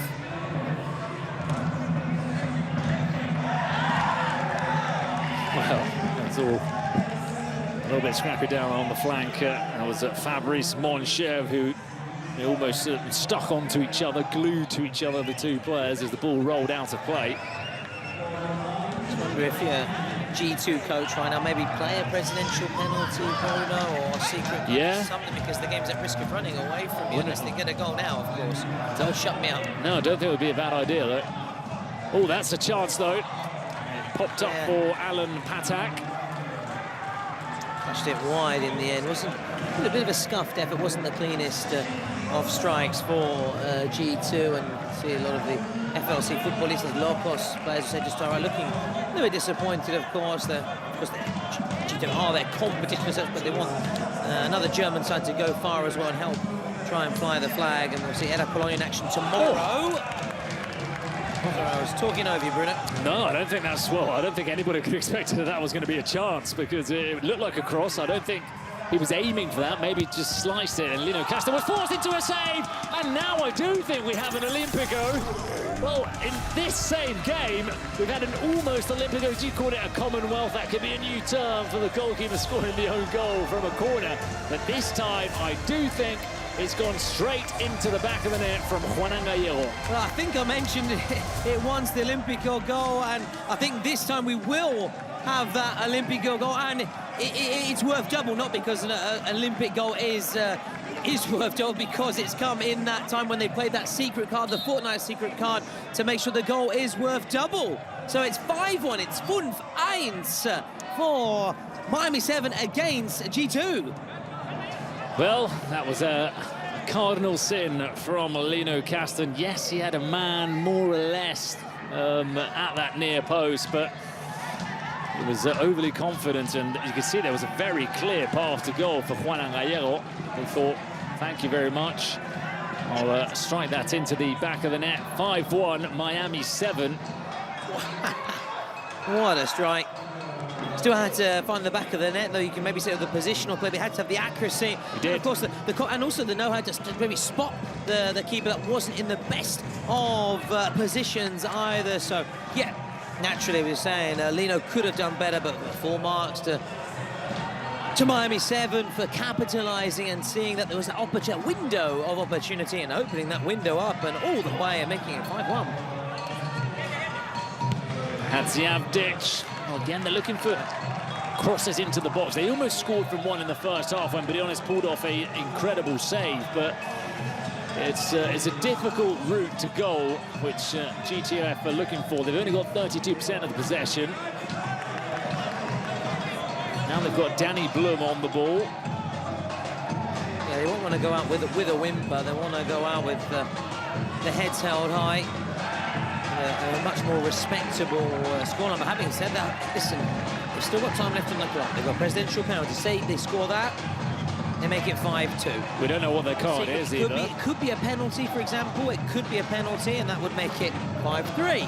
And then you've still got time to get more goals, and there's goals worth double in this final 2 minutes. But as things stand, it looks unlikely we're going to see G2 at the Défense Arena on the 14th of June. And there it is again.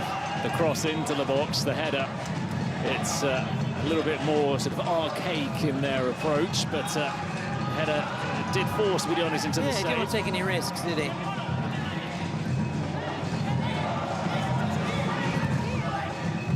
And that one doesn't find anybody at the near post, so a secret card is locked in, and it is a G2F. See what it is. It's going to be the start of a comeback, a big turning point. We'll have to find out. So, shootout. So, they've got that presidential penalty. They have a shootout now, sponsored by Fortnite, of course. Yeah. These cards, and yeah, have to score already, because actually it looks like Miami 7 are going to be marching on and facing the loser between Fluxo and Panam All-Stars in the last chance. As things stand, unless this is the start of an incredible turnaround from G2, it's a big moment.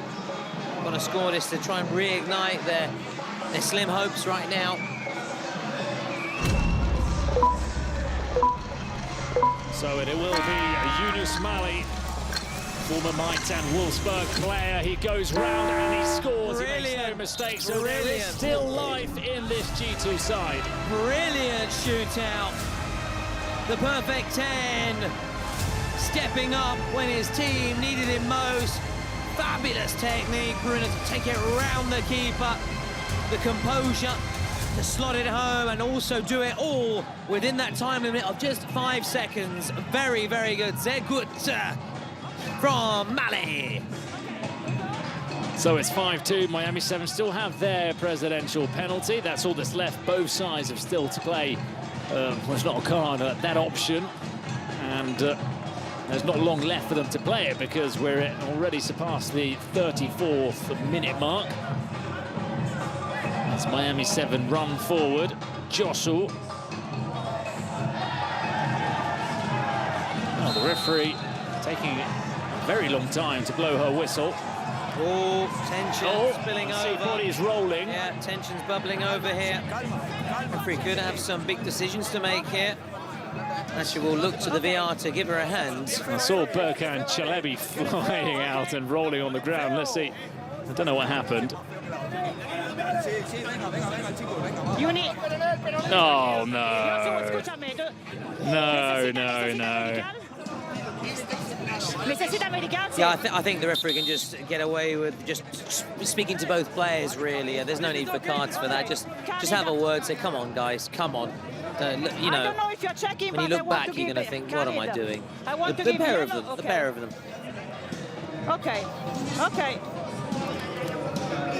Nice. But I'm going to give 2 yellow cards if you... Oh, 2 yellow cards. Yellows? Wow.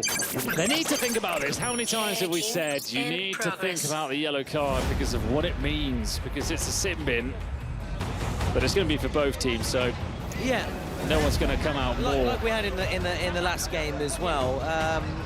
But maybe the referee could have just spoken to both players. But by the rules and regulations, she's spot on. Quite rightly, that the rules clearly state these situations need to be punished with yellow cards.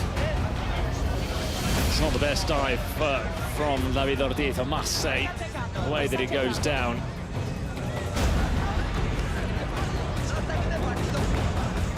And showing quite a few replays of this, which I'm sure he'll be slightly embarrassed to look back on. Yeah, but I think even Kalebi as well here, when he sort of dragged back, even he's sort of accentuating everything as well. I need a captain, the other captain. Here we go. Okay. Let's listen in. I don't want to see any more something like this, okay? We need to calm down, both teams, okay? We need to calm down, okay? Guys. Okay, what's now? Yeah, here you carry it. Check complete. No, okay, perfect, okay. Hey. Only foul. Okay. Oh, Okay, only foul. It's interesting to listen to her speak, isn't it? But being someone married to an Italian woman, you really can see how they sort of lay down the law and no nonsense. Hey, boom, you do this, you come over here, you, blah. Well, yeah, exactly. You know where's the trousers in my house, so Okay, that's for then sure. go there. Brilliant. Well, then, of course, after initially there was that option and they flirted with the idea of 2 yellows in the end, but maybe common sense. Common sense, even though by the rules, yes, yellows, but come on, let's just calm it down. I think It was a good common decision, sense yeah. coming out on top. Long ball switched, is intercepted. That was a soft one as well, I think, on Tarik Hadziavdic. Takes it quickly towards Blum.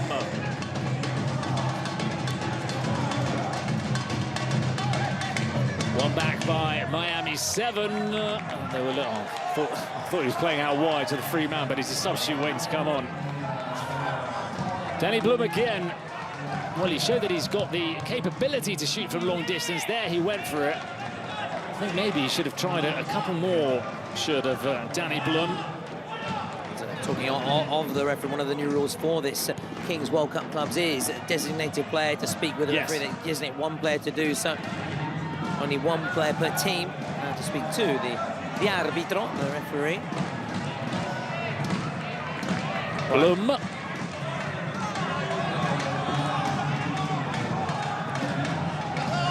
Out wide. Yunus Mali wants it back. Well, that was a nice turn from him.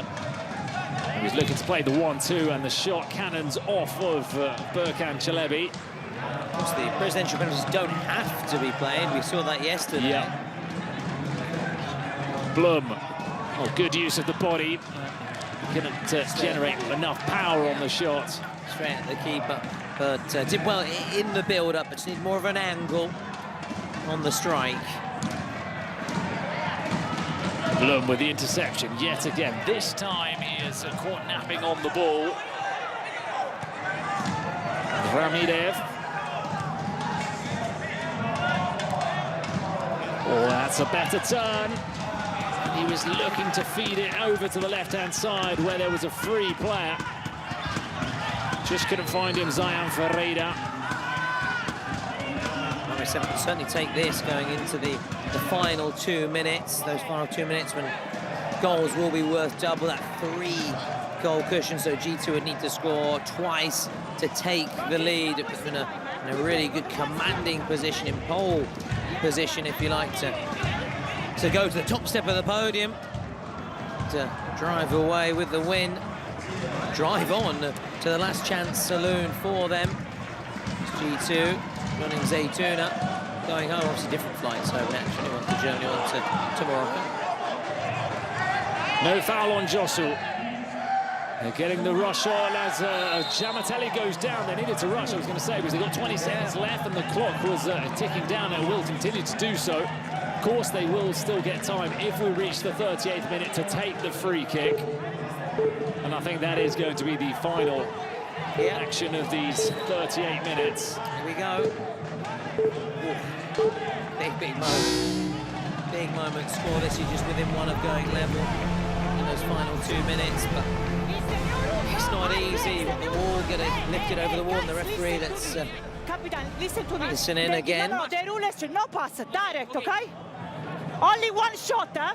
You can shot directly, okay? That's right, that's right. There's no rebound, there's no follow-up. It's the final involvement in the game. So if it's blocked by the wall, it's the whistle. It needs to be a goal, pretty much, from Blum. And there you go, it's blocked into the wall, and the referee blows the half-time whistle. So 5-2, Miami 7, heading into those final minutes. Exactly as you're saying there, that's another Kings League rule. The free kicks at the end of each half, so minutes, whether it be 18 or 38, direct free kick is awarded. The team allowed to take it, of course, if the regular time has expired. Similar to handball rules, actually, so it's a rule taken. That's the good thing about the nice amount. They're taking different aspects of different games, like the water polo restart, for example. There in handball, the sin bins from different sports. Anyway, I'll keep quiet and try and listen in to these final instructions from both sides. Va, chicos, seguimos igual. Seguimos igual. So, chicos, seguimos igual. Let's keep it the same for Miami 7. That was the message from Dani Romo.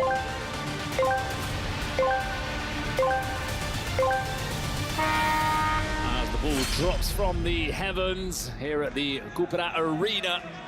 And coming to an end in our second match of a blockbuster match day 3. I think you're looking forward to the next one, Tom. Oh, I cannot wait. Cannot wait. I can't wait. I can't wait, man. For the Spanish, I want to say Spanish tango, but that's not quite correct. That'd be more Argentinian, but this sort of Spanish salsa, even then that's more flamenco. Flamenco, but even then it's maybe not. Doesn't really work. Yeah. This great Spanish encounter, let's put it that way. A bit more dull, but it gets the message across between Ultimate Pistoles and Porcinos.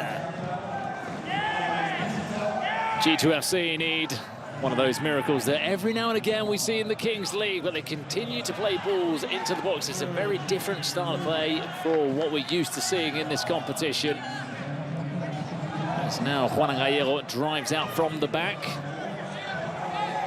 It's one back for G2FC. There was Uchan on the ball.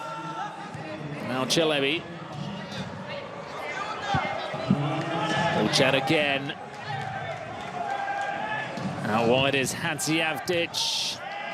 Cross was blocked by Josu, and they don't want to mess around. Miami 7 clear it as far as they can. But that invites another attack from G2FC.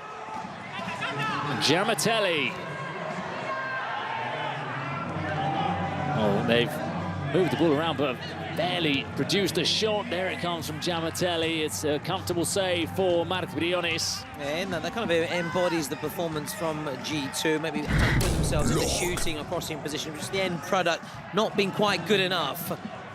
And now Josu, this could be the end of the game, and that is one of the clearest penalties you will have seen in this competition. Lino Kasten almost taking out his leg. Well, he probably thought, look, we've lost this. I think I might give him a little kick here. Yeah. I think he... So sometimes goalkeepers, they enjoy sort of going through a player. Because to play in that position, you do have to be...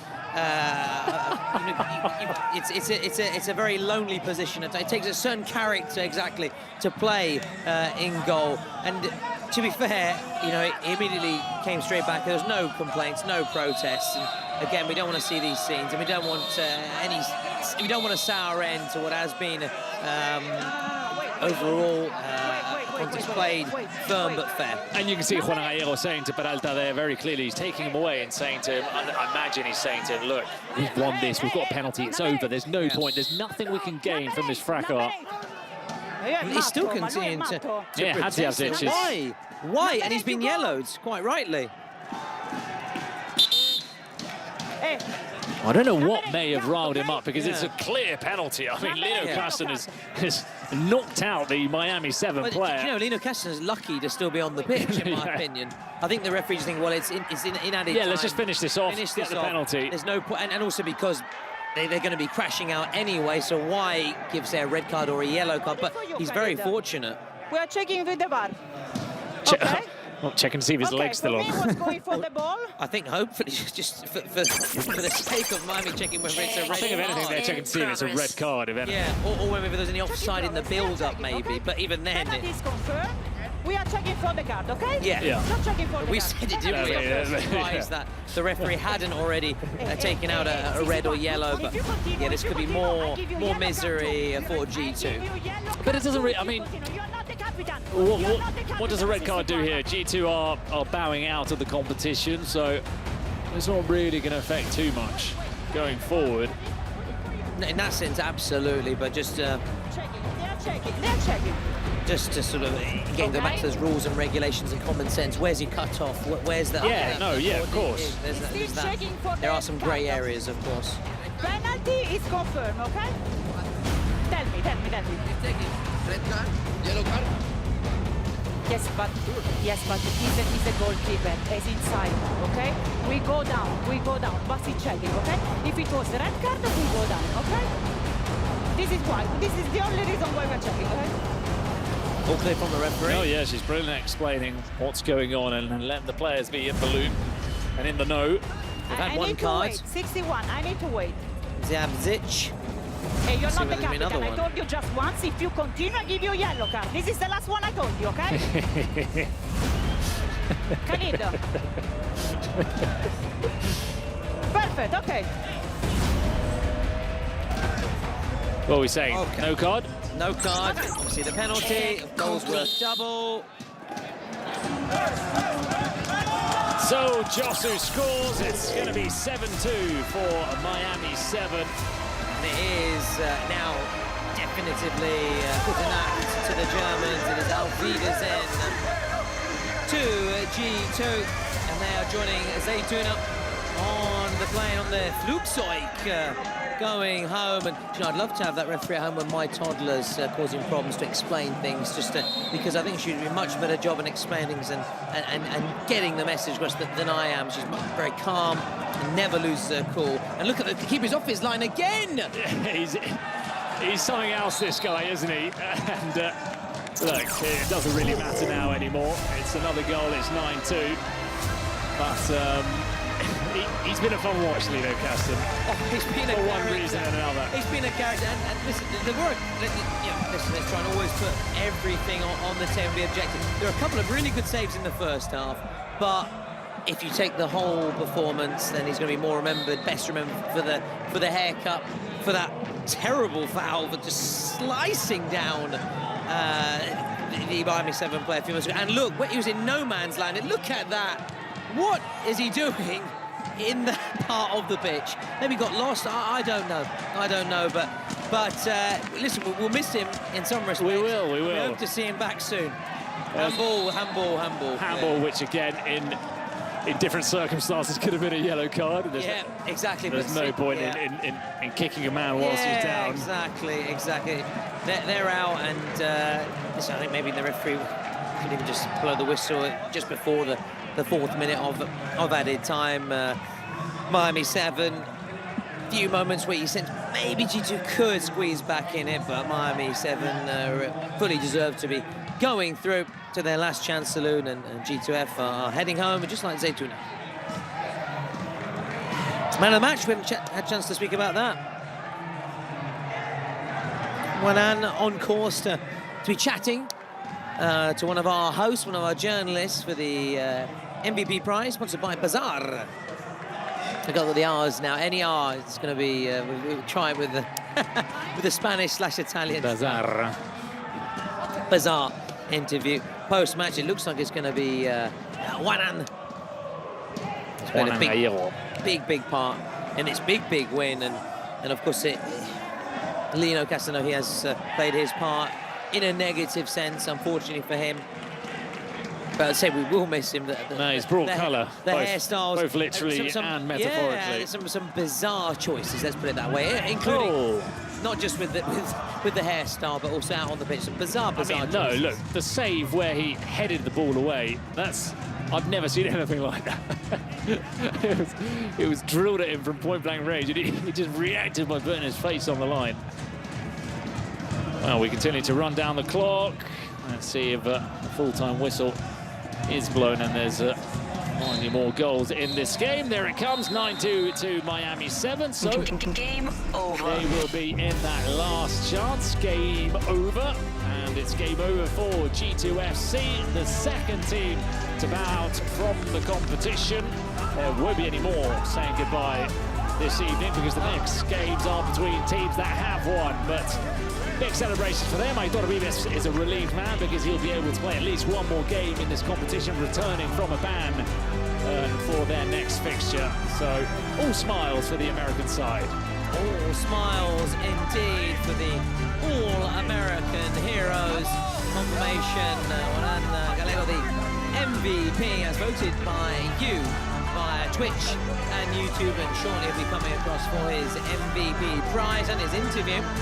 And of course, the signing of the jersey. Looking forward to hear what he has to say about that performance for Miami 7, who go through to the last chance round for them. No more chance, as you were saying, Bruno, for G2 joining Zaytuna. They go out of the competition. It's the first day of round 2.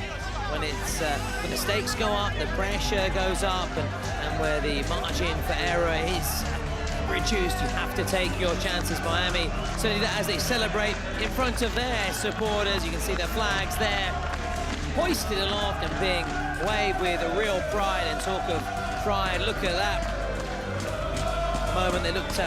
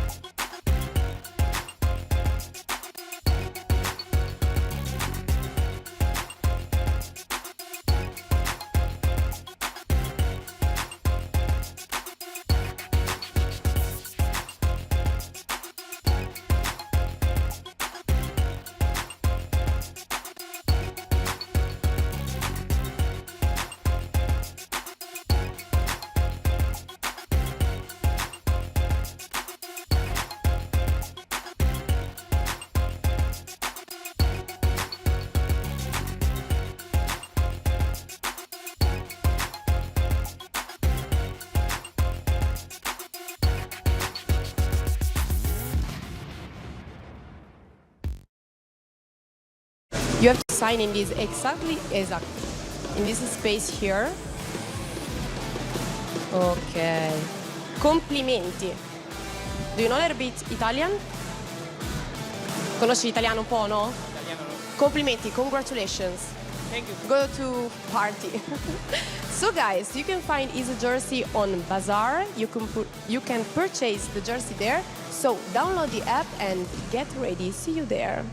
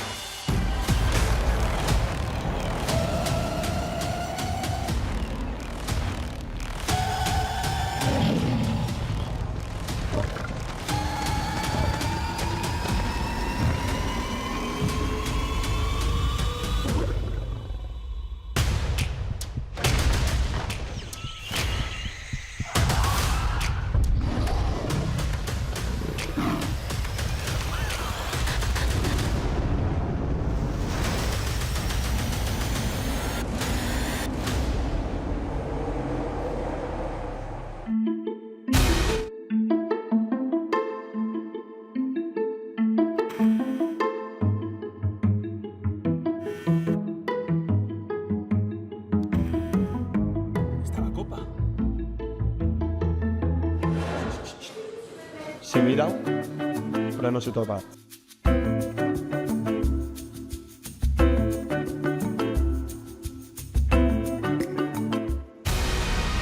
It's the clash of champions. Older Mostales, the Spanish campeones, against Porcinos, the world champions, the winners of the inaugural edition of the Kings World Cup Clubs last year in Monterrey, and it was unfortunately not there, but Bruno, my main man, to my left, was there, and he knows what Porcinos can offer, but he also knows what Ultimate Mostales can offer this all-Spanish derby. So much spice into that big pot, which is bubbling away nicely, and we are just moments away from the moment you've all been waiting for. It's the game of the day. Will it be one of the games of the tournament? We'll certainly find out, won't we, Bruno? Yes, no, look, we've had a lot of big games in this tournament so far, but I would say this is the first real big fixture of the championship, where we're seeing, as you said, world champions against Spanish champions, and I'd almost dare to say that the favourites are not the defending world champions. Wow.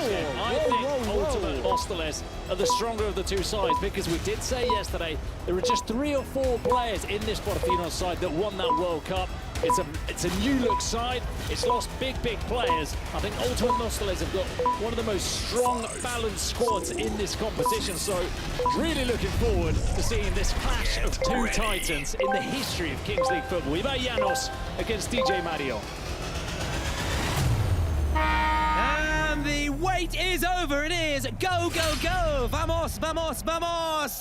They are underway. These 2 heavyweights, and Bruni, I always trust your judgment. So if you say that Ultimate may have just the edge, just slightly, then you could well be proved right here as Segovia sets up his teammate. Oh, that's a good save. He's got to get back quickly here, but just playing it safe. At times maybe keepers a bit overzealous in getting the ball forward. On that occasion, just taking the time, and why not? There's plenty of time on the clock. Is this the opening goal here? It is vacas, which I've been told means cows. Justo? Have I understood that right? Yeah.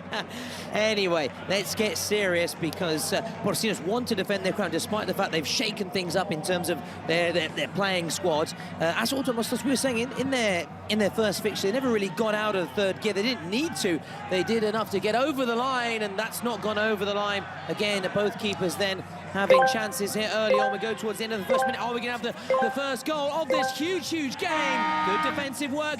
Another chance maybe on the rebound here for Porcinos, who may just settle for a corner. But we did say it yesterday, time and time again, Alberto de la Bella, that player that's on for Ultimate Móstoles, is a defender with a very long career at the top of La Liga, at the top of Real Sociedad Las Palmas. Two big teams is where he mainly featured, and they always bring him out in that one-on-one. You saw there how he got back to block the shot from Gil Vidal, and now he's joined by De La Mata, who's a really skillful player, and they've got a very balanced two outfield players in this initial 3-on-3.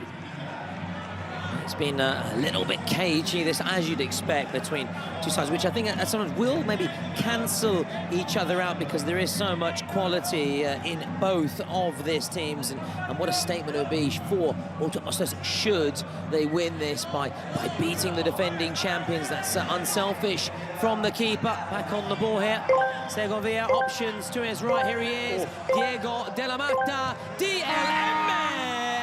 Oh, it was really well struck, just couldn't keep it down though, Diego de la Mata. Unfortunately for Ultimate Móstoles, Segovia was quickest to the rebound after that first pass, and he just about poked it to De La Mata, so there was no open goal, there was no counter-attack from Porcinos, and it's very tight, as we were expecting in these opening minutes. No goals yet. Passing around nicely though, can they get there it is. Team it into play? They can! Porcinos shall not be dethroned.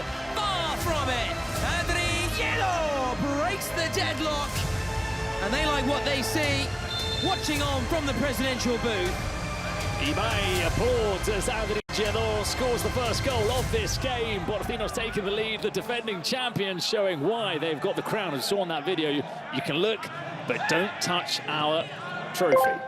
Was it Segovia beaten then, who made his debut in the Kings League with Porcinos, so taking on one of his former sides. It's a date then with his ex, which is never pleasant at all when you come up with one of your exes, and so it's not been a pleasant reunion because Porcinos are leading here. They're looking to double their advantage. Santos teeing up nicely, and is it Yedo or is it Ledo? I beg your pardon. Yedo, yeah, you said it perfect.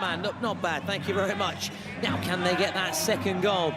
Oh, Spanish deferred to the brilliant Bruno to our left, and waiting to see whether we'll see another goal here. It must be. Oh, it's palmed away nicely. Just wasn't able to find that angle, but did the hard part. Oh, look at the pass from Segovia. Oh, it's DLM again.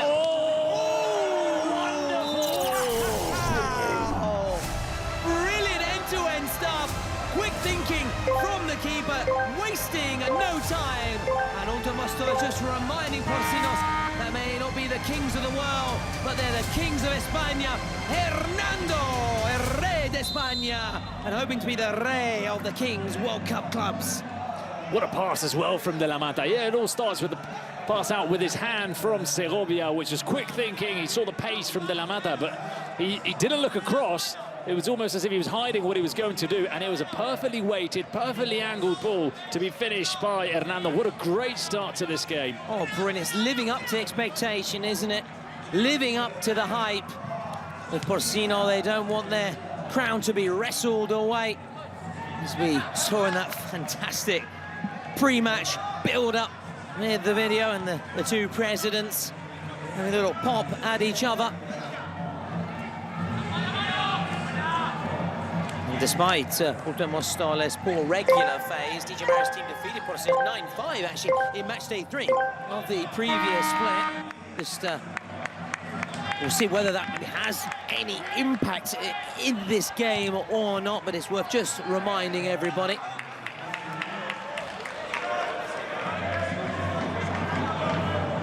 Now DJ Mario, pretty adept, isn't he, at taking penalties? He's not, and do you know what he does?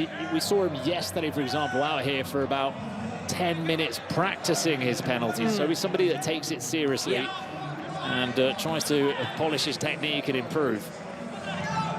Nicely done. On the ball, Porcinos. Huge, huge game. The eyes of the world are on both Ultimate Móstoles and Porcinos. The white strip with that pink trim.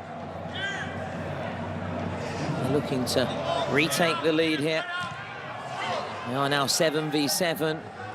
Space, this is where you need a bit of technique, maybe a long-range ballistic missile, something to beat your opponent, something special, who will provide that magic touch, that sprinkle of stardust, and there's plenty of stars out there shining bright in this universe, galaxy that is the Kings League. We've got so much to come. Look at that in terms of possession. Well, it's no surprise that Porcinos have seen more of the ball to Mostoles that we saw how good they are on the break a few moments ago. Maybe that is their strategy. Now, Santos. There he is, the number 3, Nadir Loua. Always a fan, aren't you? Absolutely, him and Fuad. And of course, Obed Martinez as the shot goes in. And actually, Kelvin Oliveira, who was actually beaten, if I'm not mistaken, in the final by Porcinos. Yeah, in Monterrey. Yep. Beaten by Porcinos 5-3. In a remarkable performance from that team with, I always say it, but Guti and Pablo Hernandez particularly were the driving force in that final. Of course, they are no longer with the side. So it's down to this different bunch of players to try and keep a hold of the crown. Yeah, it would be some feat, wouldn't it, with obviously retaining the trophy and with a completely different side. Mostoles, a lot of continuity from the Spanish split. It's given away, and Porcinos capitalise, looking to make it 2-1. Very tight, very cagey, real battle out there. This is promising. This is very promising indeed, but Loua just closing down that space really well there. Corona de Oro winner in 2024. The equivalent of, is that the Ballon d'Or, isn't it, in the traditional men's game? Yeah. So showing the kind of player he is, the Moroccan ace. Winning a bit of his fellow countryman Fuad, who's representing the Expire team with a stunning form, weren't they, yesterday? Sweeping aside Los Chamos, little thumbs up there, just gave up the ghost. The man who scored the 11, Hernando, in this all-Spanish derby. You can really sense the intensity in this game, can't you? We were talking yesterday or today about how ultimate Mostoles. I keep saying yesterday for every game, but you know what I mean. What a save from Segovia, but we've been saying how ultimate Mostoles almost cruise through their game, but here, right from the off, you can see the players, how alert, how intense they are in their movements, in the checking of what the other team is doing, in their controls, in everything they're doing. They're making sure that they get everything right. Yeah, they certainly learned. Santos dances his way through, still, a little slip there. It's scrappy. Porcinos have the ball. That's good work. That is really good work. Nice twisting and turning. Nadir looking to spark things off. Shake things up here. Oh, he's gone down, and the referee says no, he's gone down. And talking of maybe taking a little bit of a rest, and talking of taking a rest, we do have plenty of downtime, you and I, don't we, Bruno, ahead of the fixtures during the morning and in the afternoon before we get to the ground, of course. And it's an occasion for us to play a bit of Fortnite, and we're pretty sure that we're not the only ones, and plenty of team presidents and players are using their downtime between matches to get a few games in. And of course, casters up like us. I know, Bruno, that you keep saying you're a Battle Royale person. I'm trying to convert you to Reload or Ballistic. But either way, get playing, grab your duo, and just like us, jump in. The link is in the chat. And now, after that little bit of downtime, I think we're going to be back to that tight and cagey nature of this game. Ultimate Mostoles against Porcinos. It's 1-1, and they're both now maybe just sizing each other up again, aren't they?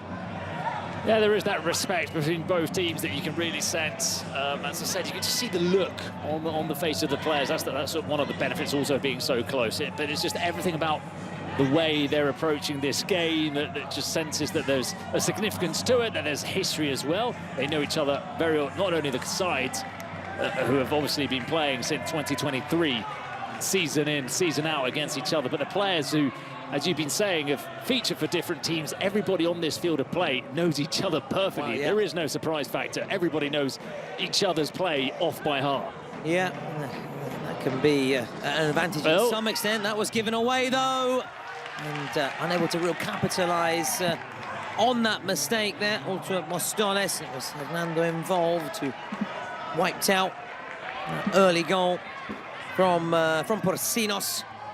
What is difficult to see in these games is when it's 7v7 without a card or without anything that's not the football, you don't normally see too many goals because they're such good players that it's moments like that loose pass, that's where maybe you can get a chance. Yeah. If someone makes a slight mistake, a slight slip-up, a slight miscontrol, but it's very difficult in such a small piece. That's why Kevin Oliver, what he did was absolutely incredible for someone to do something that can change a game, like that run, for example, from Nadir. Yeah, absolutely, absolutely.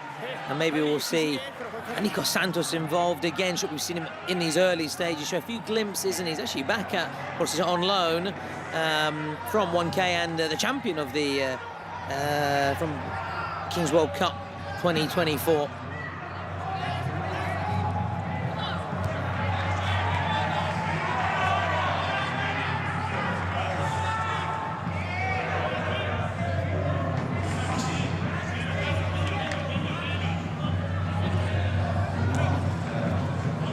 So it's back with Bacas.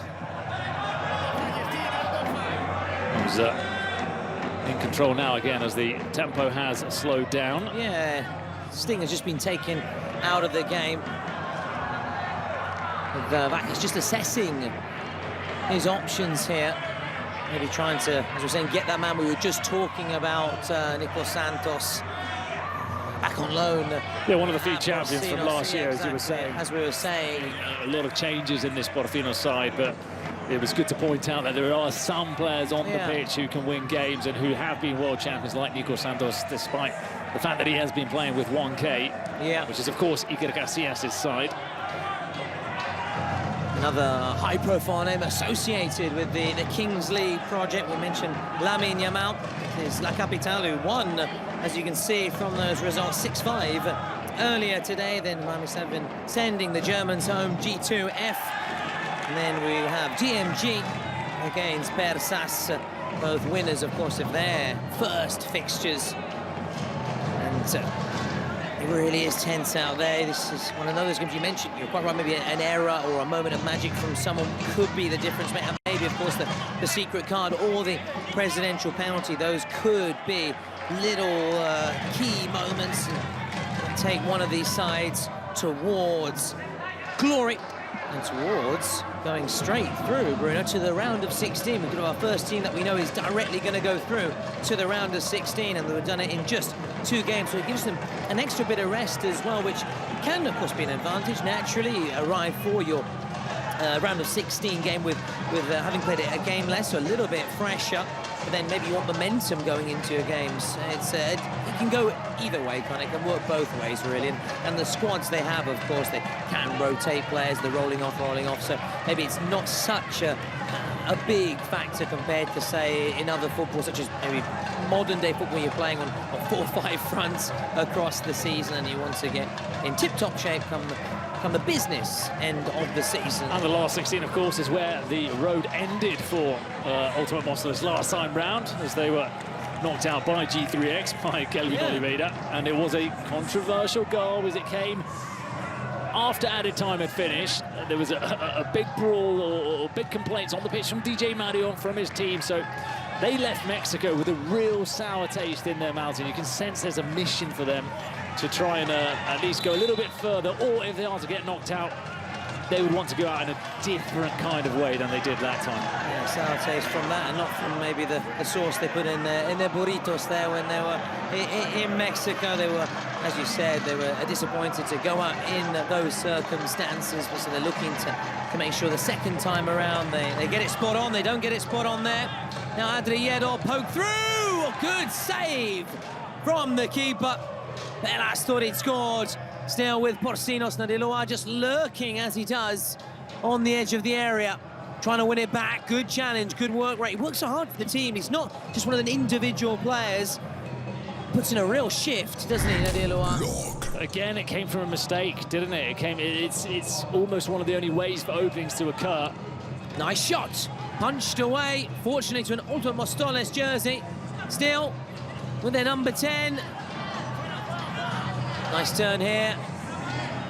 Can he get Nadir Loire into play? He's in the middle of the box. Chip towards him and it goes out. Look at this hit. Real nice hit from Stelios. Punched away by Segovia. Not Segovia, Segovia. Which is the name of a city in Spain. Nice.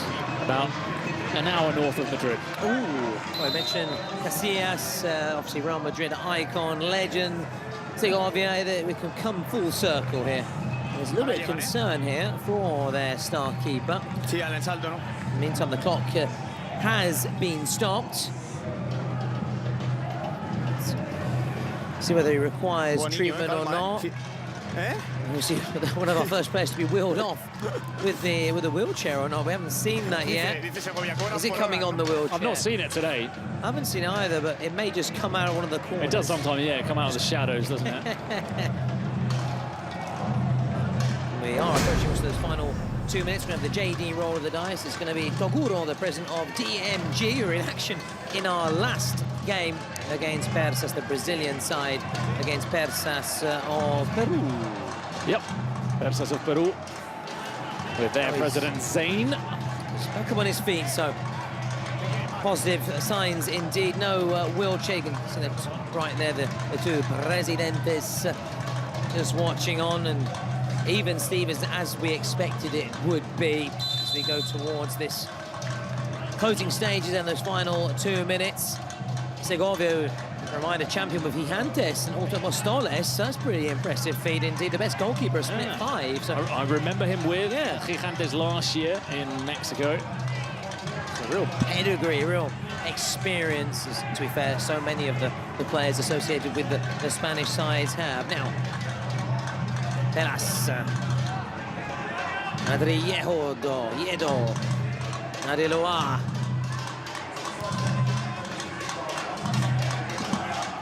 Adriedo, a little drop of the shoulder, still. Oh, lovely touch. May come through to Pelas. They have it covered. I tell you what, I cannot wait for the final 2 minutes. Those when we're going to have loads of space. And I'm sure we're going to have goals in those final 2 minutes. Can we have a goal now in the final minute before those final 2 minutes? Reminder to get on at kingsleague.pro, get your jerseys, get your caps, balls, anything that your heart desires. Well, I think Portinos have been better in this first half than Ultimate Mostoles. As tight as it has been without not too much happening. I think if anybody's looked a little bit more threatening, it has been Portinos. Just get the shot away, get the shot away. And the time is up. And we now will have that JD roll of the dice from Toguro. He's got his shirt off as well.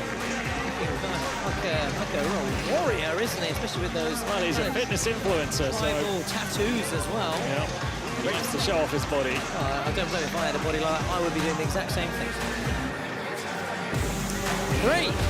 So it is going to be 3v3, of course, with goalkeepers. And we'll try and hear what's being said in this mini break and this very quick turnaround.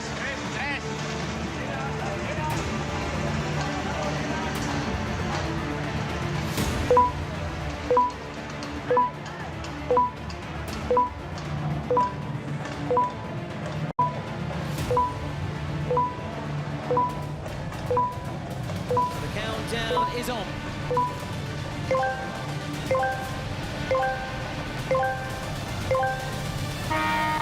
And the ball is dropped from the cage.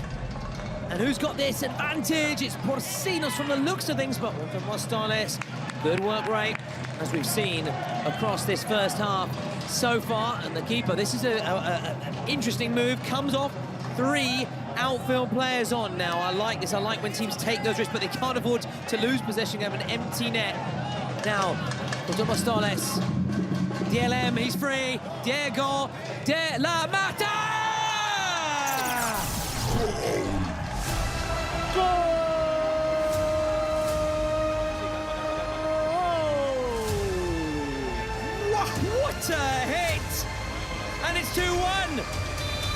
I'm loving the celebration, Bruno, there. It's an all-Spanish derby, so why not have a Spanish celebration as well? What a hit! And it's that man, the number 21, DLM, Diego de la Mata.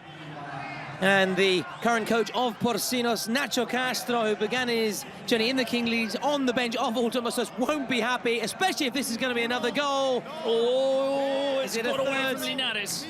Here he is, DLM is there. Here he is, here he goes, and this time it just took the sting out of the shot, and that move paid off, having three outfield players, and I think Porcinos are going to try and do the exact same, aren't they? Of course, it's what you've got to do in the 3-on-3. When teams don't do this, we saw Lino Carson in the previous game, it just doesn't help you at all. Nadir offloads, he's not Santos, I beg your pardon. Santos is punched away. Oh, he got there first. Oh, no keeper. Oh, it was a foul on Linares. Yeah. Just very relieved there, because Porcinos had an empty net. Now the bring on Nadir. And there's no added time, so Ultimos have the advantage, a narrow advantage at the break, Bruno. Perfect for them, the 3-on-3.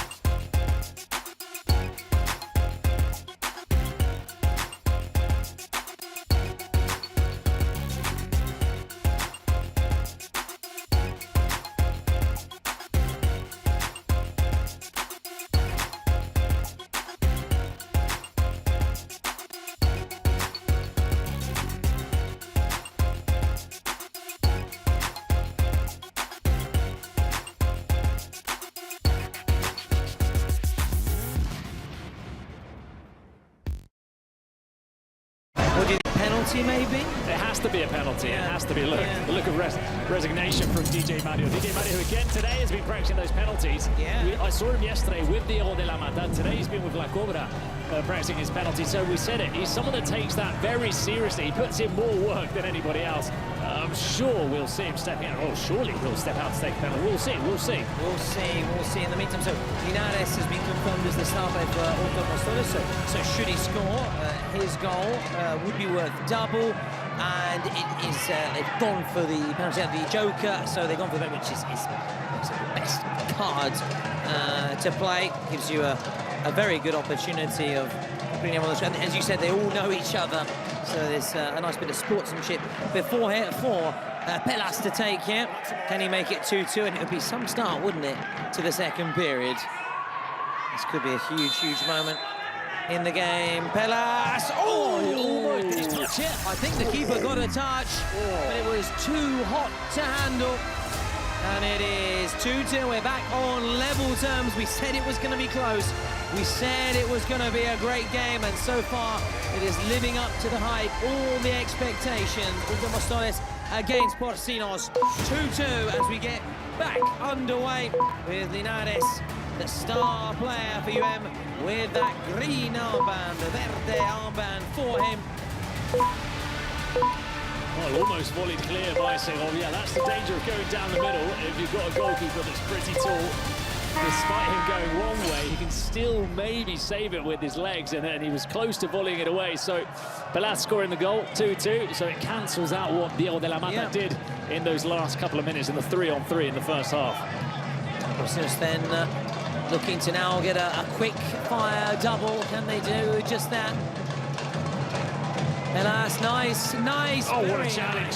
What a challenge from de la Mata. That was huge. Decisive at both ends, Bruno, with a brilliant finish and then a brilliant challenge.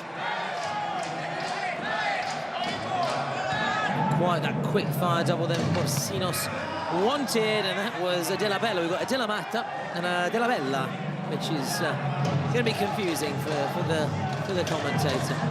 No, I'd say commentator singular, not plural, because I know Bruno won't have that error, but I might. So I'll hold my hands up now for any mistakes. So Ultimate Stylists then. Just trying to win back possession. Porcinos just bypassing the midfield. It goes straight out, so from one end to another. Now we're going to have another sort of cagey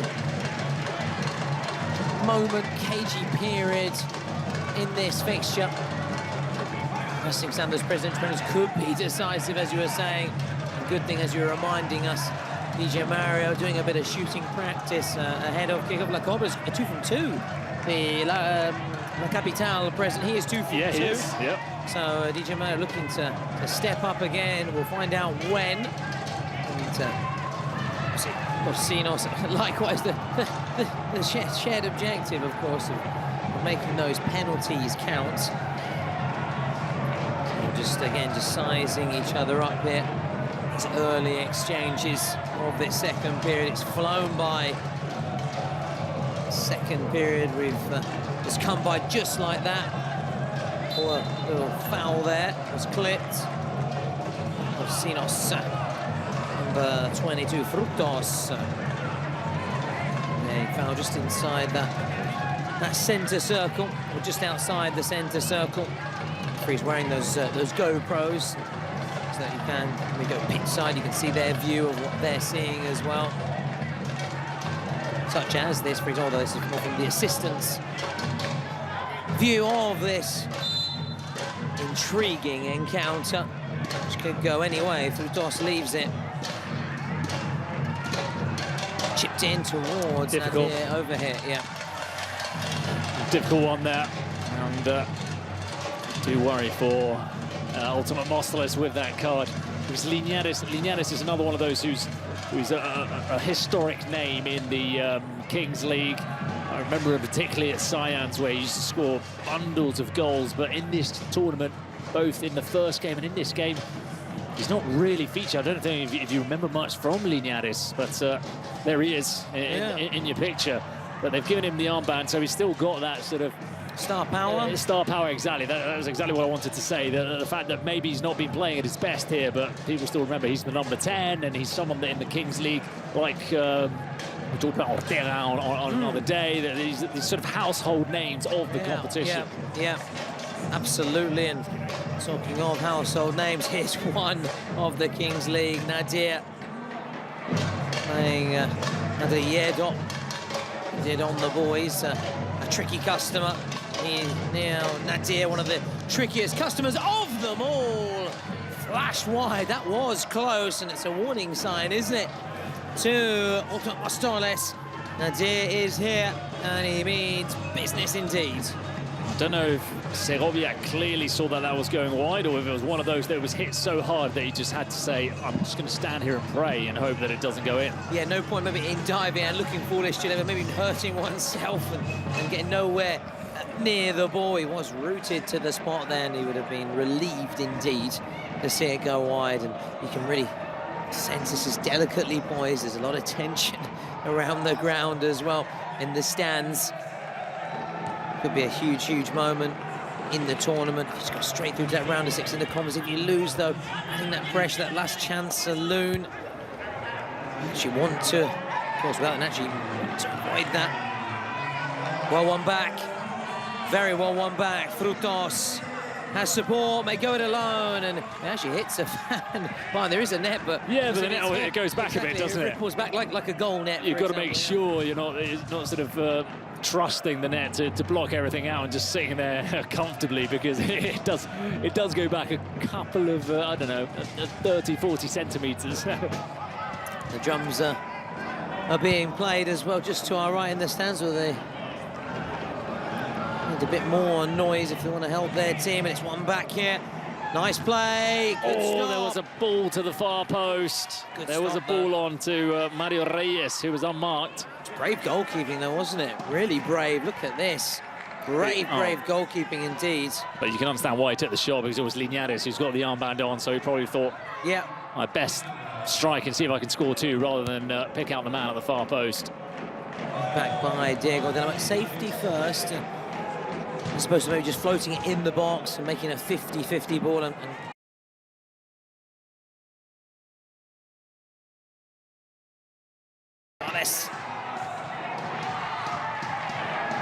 interesting to see the possession stats and shooting stats and passing stats as well. Porcinos!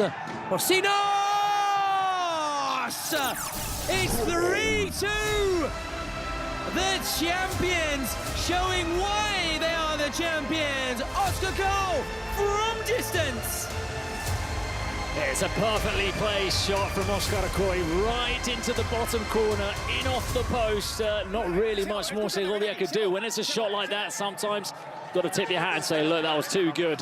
And it's moments of inspired football or something special that decides these tight games, and Oscar Coy might have just had one of those. Oh, that was a brilliant strike. We try and just listen in here what's being said by the referee. Ok, gol. Dela. Se gira y se arroba. Checking in progress. They're just suggesting they thought there was a foul in the build-up for Bruno. Yeah, we're saying, just these saying, I got fouled. The referee was saying, look, you turned, they took the ball off. Yeah. Check Yeah, complete. the check has been...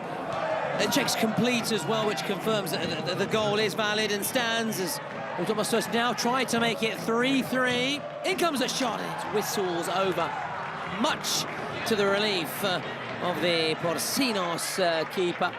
But full marks to Porcinos. They were trailing at the break, but they've come roaring back here, thanks first to that secret card, the penalty, and then Oscar Coy with that strike, which hit just the inside of the post and in. Couldn't have hit it any better. I don't think he could do that again. Those, as you said, could be match-winning moments. The moments that take you towards a victory, that give your team that extra little confidence. And there's space on that left-hand side. Well, there was a little bit of space. Although Frutos again, good work. Can't be a foul. We got the ball from, at least from our position, it appeared that he got the ball. I think Frutos saying the same, with his fingers saying, no, don't go down, because I got the ball. Yeah. We'll see here, we'll clarify it. May not have been Frutos that initial. I think here, yeah. The issue is that Mario Reyes maybe sort of jarred his his knee in the move previous to the foul, so that could be worrying for him. The other one, it doesn't seem like there was a foul, but Mario Reyes before, you can see he's sort of trying to loosen up his knee. Yeah, so this could be a worrying moment for Automastos. In the meantime, the clock has been stopped here as we go towards the 30-minute mark. Don't go away after this. We still have one more match with DMG against Persas. Persas who beat La Capital after a shootout. As for DMG, they just trying to listen, I beg your pardon, keep stum. And DMG winning their first fixture as well, and setting up this date with Persas. DMG winning 3 in their first encounters. The medical staff just trudge off here, make their way off the pitch. hoping for my arrest. Nothing serious. So back underway with Porcinos on the ball. Now leading 3-2, but it's still anyone's for the taking. Still delicately poised. Can't afford to make a mistake there. He hasn't. He's actually found a teammate, but then there is a mistake, and it trickles out on that far side.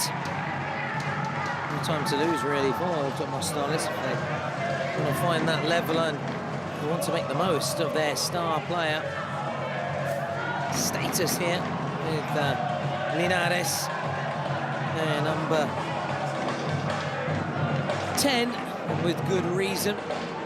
Even though, as Bruno was saying, as yet hit the heights we know that he can hit, but there's time left on the clock, because that's thrown in there.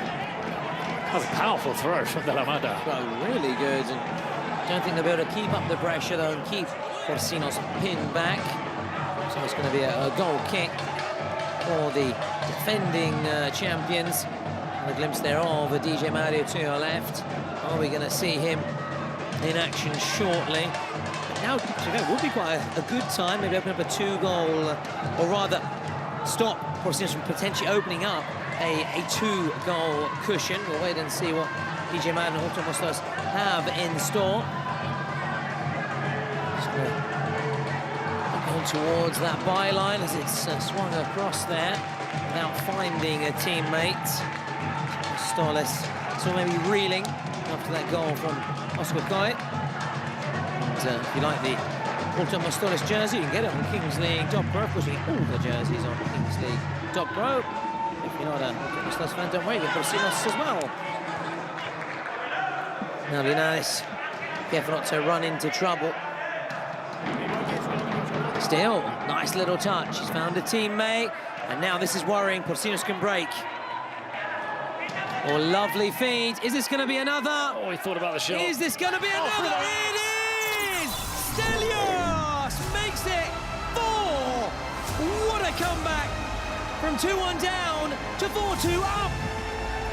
Well, the champions continue to roar as Stelios puts that one through the legs of Segovia. I thought maybe they'd lost the chance there when he hesitated with the shot of Pelaf, and he played it out wide to Stelios.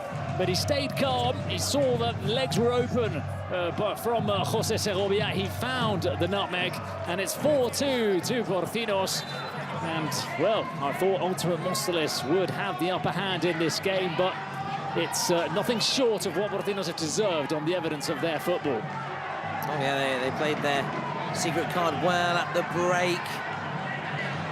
To draw them immediately level, put the pressure. They've also had that little bit of luck, haven't they, with the secret card, which gave them a penalty, which put them up straight away. Yeah, but again, you've got to... It's part of the game. It's part of the game. You've got to know when to play it. You've also got to convert it. We know, obviously, penalties are easier, for want of a better word, than a shootout. But Ultimate Mostalis, with that long throw, can they immediately get a goal back?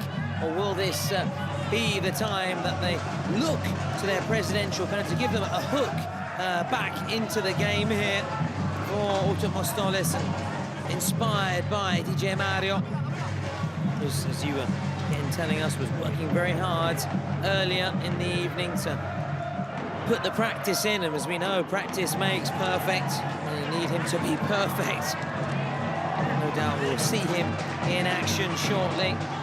But maybe the Porcinos president will call his presidential and make it 5. Really open up and stretch that lead further. Fortunately, that didn't end in a goal, because I think had a good view of the sideline. That ball went out of play from Ultimate Mostalis. But they probably would have reviewed it and gone back and disallowed the goal if it had finished in a goal. Nice crossfield pass. They found a little bit of space on that right-hand side. Can they reduce the arrears here? Can they get this goal back? They are passing around nice. It's their star man here. Linares, nice feet. Listen, I think he was right to have a go, Bruno, because he is that star player, but there were options inside the box. That's the thing about the secret card, the star player. it affects the way in which the team plays, and we've talked about this in passing days, in days gone past rather. Maybe there's a more obvious ball to the right, but you go to the left because the star player's there. Sometimes the star player will shoot rather than pass when there's a more obvious pass because he's thinking about the X2 goal.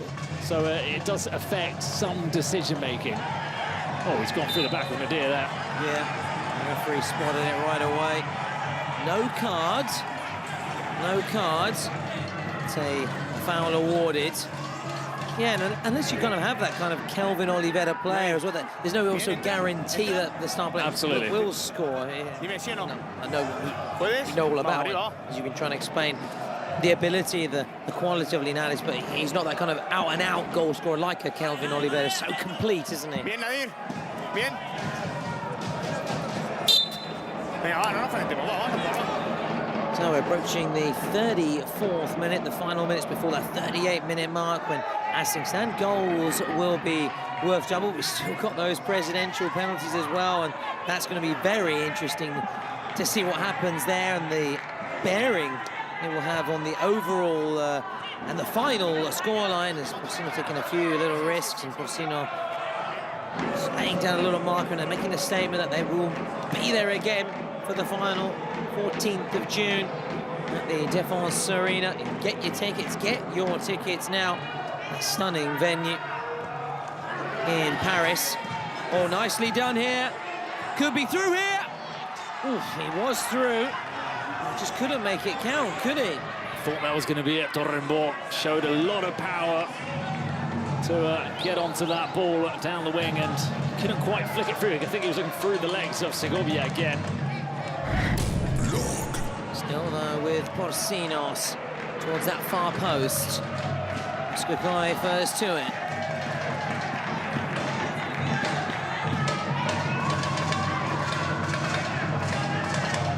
Final 3 minutes before we have the final 2 and goals. As things stand, will be worth it unless Ultimos Torres can score 2. Maybe can they just get 1 goal back for now? That will be something. Just with this game running away from them, they're chasing the game now. It's looking all so good at the break, but that's the secret card that can just change things. Give the opposition the upper hand or a way back in and swing the pendulum back in your favour. It's such an exciting, a riveting game, the Kings League, and has us all so enthralled. Oh, it's got something for everybody. That's it's not a foul. We're playing on. Della Bella. Oh, the advantage would have left Linares on the edge of the box. I think Di Gemaro is unhappy. He's unhappy, yeah. He's almost smashed his headphones. No es contento. I don't think he's happy at all there, and to some extent with good reason, because I think there's one of that advantage you said. I understand the referee blowing the whistle though, because he thought maybe this isn't going to come to anything. I'll blow the whistle, but if he'd maybe been a little bit more patient. So they still though have a free kick in a very promising position as we approach the final minute and a half, and no prizes for guessing who's going to take. United standing over it here. Should he score it, would be very impressive. Here he goes, Linares takes a big deflection. And Porcinos just keeping hold of the ball. To commit too many men forwards and potentially then leave yourself open for a counter-attack. Oh, he's through here. This could be 5. It is 5. Frutos makes it a pokerissimo, a manita by Porcinos against Ultimos Torres. Well, the gaps are starting to appear in behind the defence. I suppose also as a result of Ultimate Mostoles taking more risk, but you can see just how he made the run. Nobody tracked him in behind. It was a clear pass. It was an easy ball through to Frutos. Earlier we had Torrenbo in a one-on-one as well. That time he was denied by Segovia, but this time there was nothing they could do. And there is Ibai getting ready to step out and take his presidential penalty. Yeah, both sides, in fact, have locked down the presidential penalty. You see Ibai and DJ Mario in action very, very shortly. Is looking to get a goal back. Oh, it's just flashed across, far too much power on it. Now we are going to have the presidential penalty, Bruno. Well, they're going to check this before, as the player went down inside the box asking for a penalty. I don't think the referee will be awarding it, so chance for Ibai. A new look, Ibai. Look, he underwent a remarkable transformation this year, which is well documented by him. Yeah. And he's shed a lot of weight. You can see he's looking a lot trimmer, yeah. A lot trimmer, yeah.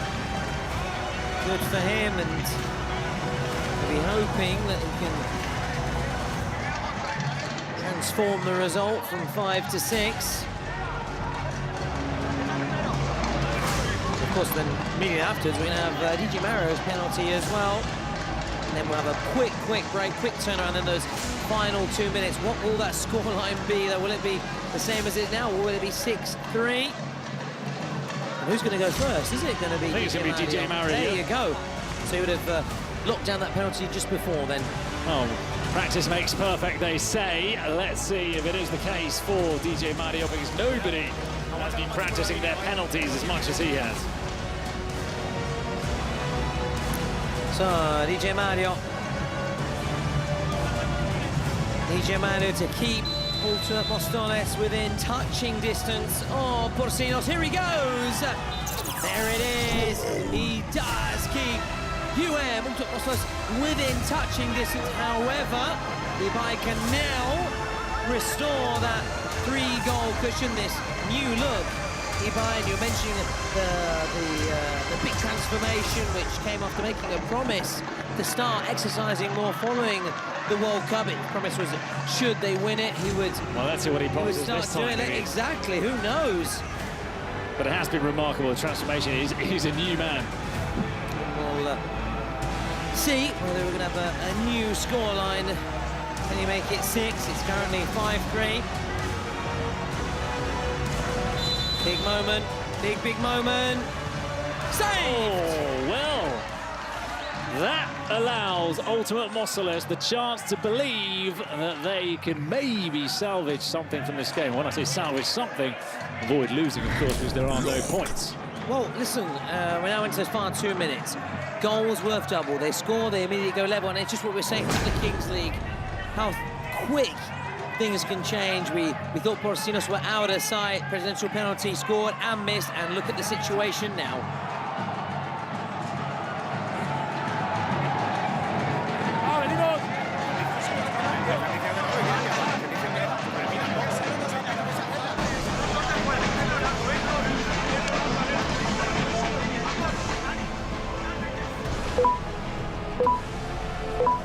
The countdown is on.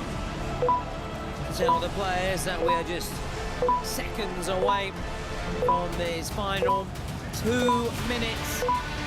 The Mostoles are within touching distance. Goal to take them level. Goal for Porcinos would surely seal the win, seal their spot in the round of 16 of the competition. What a game that it has been, Bruno. What a game. Well, we build it up as the big game, the defending world champions against the Spanish champions. And it hasn't disappointed as expected. It was tight in the first half. It's been tight in the second half, but we've seen more goals. And that penalty scored by DJ Mario, the miss by Ibai, means that there is still life in the game heading into these last 2 minutes. Of course, a goal from Ultimate Mostoles, and we'll be heading to a penalty shootout. Oof, exactly. We've already had 6 shootouts already, to be fair. And it would be another tense moment. Skokoi just looking to wrap up this win, as we were saying. Now this De La Mata, Pelas and Yedo, your candidates for man of the match. We'll be chatting shortly with one of our hosts for the Bazar interview post-match. Here's Yedo to take the corner, low ball. And Santos there, unable to keep his shot down. Has to get back and help out his teammates in defence. Mostoles looking to get that goal to go level and take this to a shootout. Now, kept the ball well, and they get the shot away. Here he is! Oh. needed more of that when he had the star player armband. I suppose maybe they were tracking him a little bit closer when he did have the armband on. True. But he's won a corner, he'll settle for a corner. In it comes. Heart-in-mouth moment, wasn't it? For Porcinos, who've come away with the ball. DJ Mario did his part for Mostoles, allowing his team, those players, a chance to draw level with Porcinos. The 40 minutes are up. How much added time? Here it is! Oh, it's there! He's done it! Santos, the man back on loan! Fires it in! And secures victory for the champions in this all-Spanish derby. Well, there have been too many mistakes in defence from Ultimate Mostoles today. It's been a game which we thought maybe would have been decided more by mistakes than by flashes of brilliance, and it's been the case for Ultimate Mostoles. The last goal they conceded, nobody tracked the run. This time again, it's a sort of a fairly innocent ball into the box, and somehow Nico Santos has all the time in the world to blast it past Jose Segovia and Porcinos. It look like they're well on their way to qualifying for the last 16. And they will be the first team, Bruno, to go through to the round of 16 of the Kings World Cup Clubs, second edition. Just less than a minute now. Mostoles, can they at least just make the scoreline look a little bit more respectable? Will Porcinos get another goal? Rub salt in the wounds. He halts the play.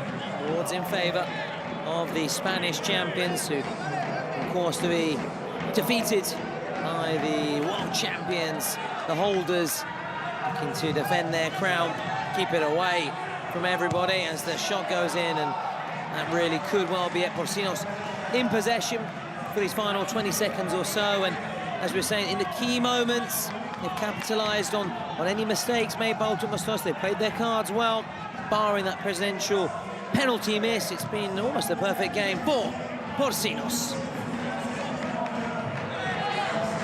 Referee looks at his watch. That should be it.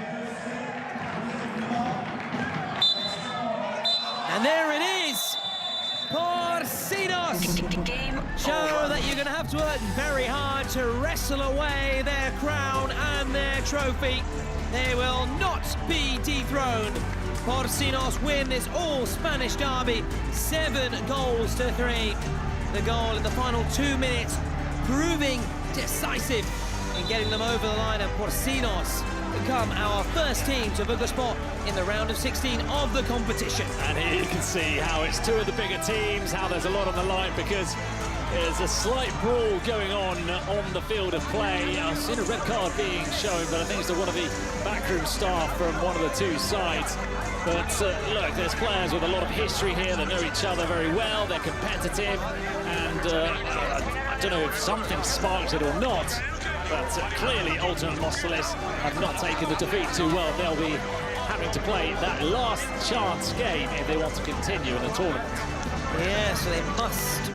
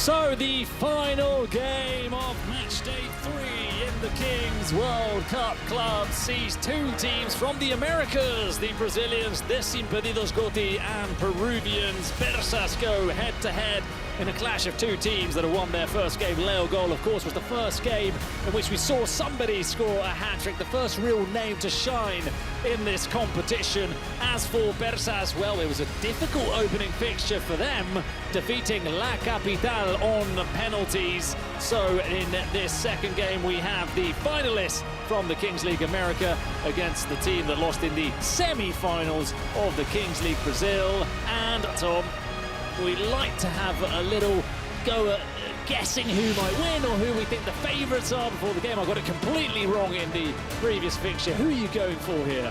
Wow, you're putting me on the spot there. Of course I am. But I never hold back. I'm never afraid to step up to the plate and have my say. Listen, I wasn't impressed by Persas. They obviously need a shootout victory, but they still got the better of a very good La Capital side, whereas DMG, inspired by Leo Gol with that hat-trick, but the DMG side didn't give us the same impression as the other top Brazilian side in the form of Furia. So I'm just going to stick my neck out and go with Persas. Ooh. Yeah, with Hilario, I was very impressed by, and as I said, no Obed Martinez for them, so they need the likes of Hilario to step up, and he did that. I think he certainly put that, he was unafraid to have that responsibility. I don't know whether he can replicate his feats from what we saw in the last game, but I'm confident if you have that number 10 jersey, it means you can handle the big occasions, and he is looking to do that for Gabriela Patocletti's side. Well, he scored both goals, the only goals that Persas have scored so far in this tournament, in that opening fixture, up against hat-trick hero Leo Gol. And he knows them well. He's played against them in the Kings League Brazil. He, of course, is on loan from Real Elite. Scored 15 goals with them in that Kings League Brazil, and he is involved in the start to this game, taking on Jonatas of Desimpedidos. A.k.a. Batman. A.k.a. Batman, exactly. And I want the theme tune from you, pal. Oh, every time he scores, Batman shoots, saved by the wall, David Monterde. What a goalkeeper he is. And he comes again.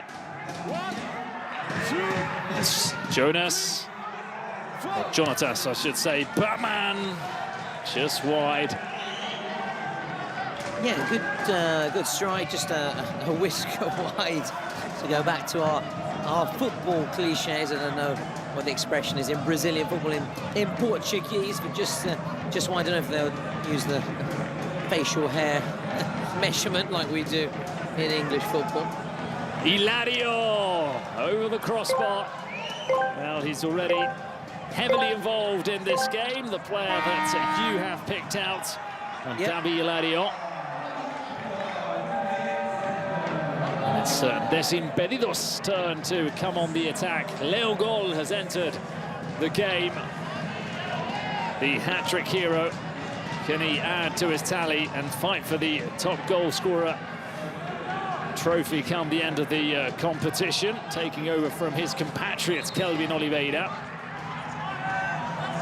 Hilario all over Jonatas, forced to pass it back to João Pedro. So Rossi getting a hat-trick.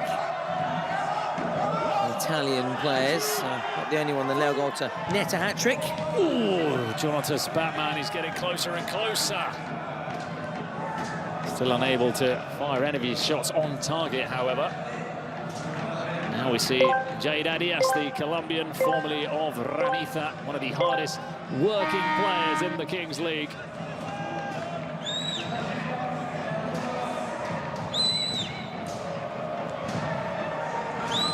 Monterde comes a long way.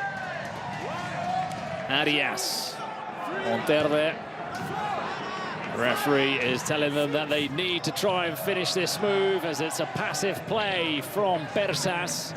Certainly injected some pace into it, Bruno, there's no doubt about that. Arias. Palacios.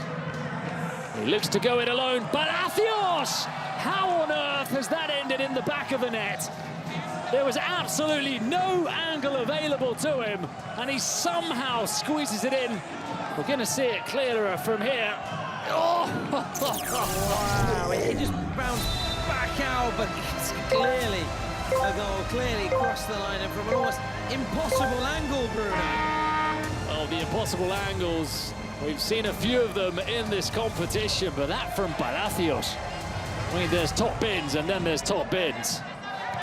Leo goal! I thought there was going to be another one. Top bin, yeah. I thought there was going to be another one. Very nearly found another top bin there, Leo goal. Well, they may not be taking the bins out in our hotel, but here they're finding them in with a relative ease. Hilario. Arias. Kevin Valdez. It's back to Monterde.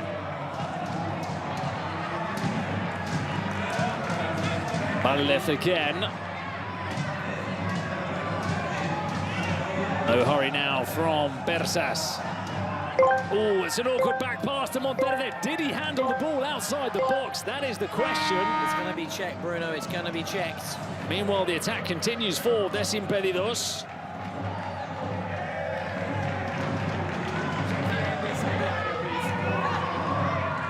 Out to the left-hand side. Didn't catch the replay. Don't know if there was a sense, at least live, it looked like maybe there was a handball, but Desimpedidos come with the toe punt finish by Marcelinho into the side netting. Yeah, haven't really found their shooting boots yet. Plenty of efforts, but all wayward. Palacios then continue to lead up to that fabulous goal, stunning goal by Palacios. Arias keeps the ball in play. Now it's Michel.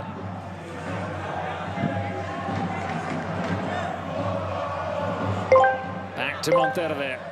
We're finally going to have 7 players apiece on the pitch. As that ball is kept alive by Hilario. Bolt is fighting for it. Valdez.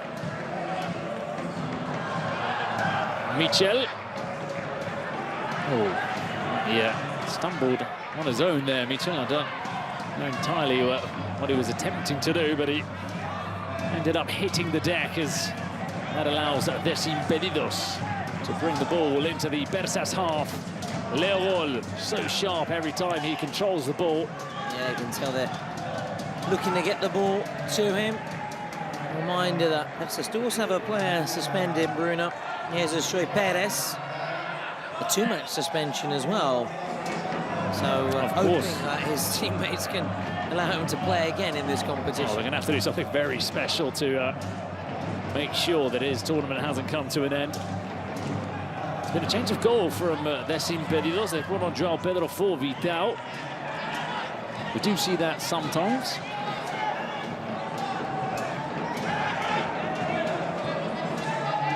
Now down the left flank. There's no way through for Luisinho. Taken quickly. Throws it into the box. He was looking for the head of Guilherme Bernardinello. Oh, we talk about Italians in different countries. There's a huge community in Brazil.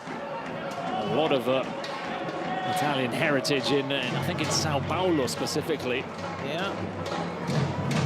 Leo goal, wonderful ball through. Monterde makes the save. Well, there are a few goalkeepers in this competition like David Monterde.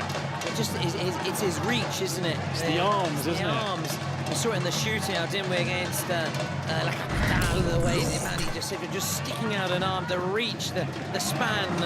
It's impressive. It's very impressive. Leo goal. Leo goal doesn't quite catch it clean. Leo goal, one of several Brazilians who we've seen both this year and last year who won the Football 7 World Championship. Kelvin Oliveira, of course, was one of those members.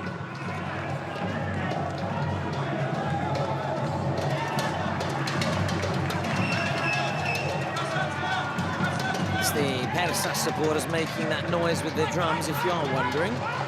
Some Brilliant drum work today as another one of the lights almost gets knocked out. That's the second time this week someone's managed to hit one of the numerous lights that we've got in the ceiling here at the Cupra Arena.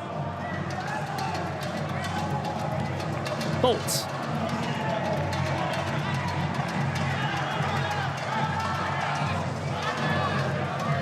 Nicely done. Bolt again.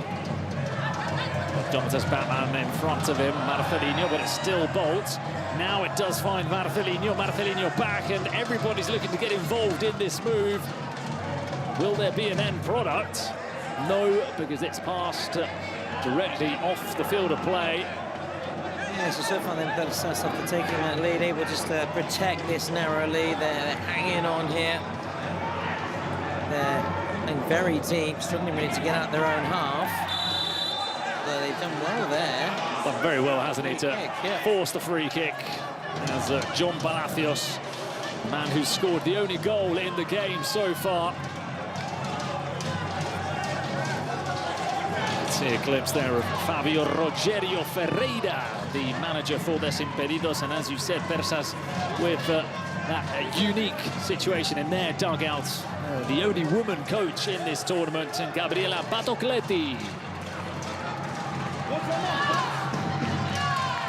Yeah, we heard a team talk for him before the shootout, just saying, listen, if we win it, great. If we don't, yeah, we enjoy very, this very moment. positive. No pressure for anyone. Yeah, and there she is. There she is, Gabriela Batocletti.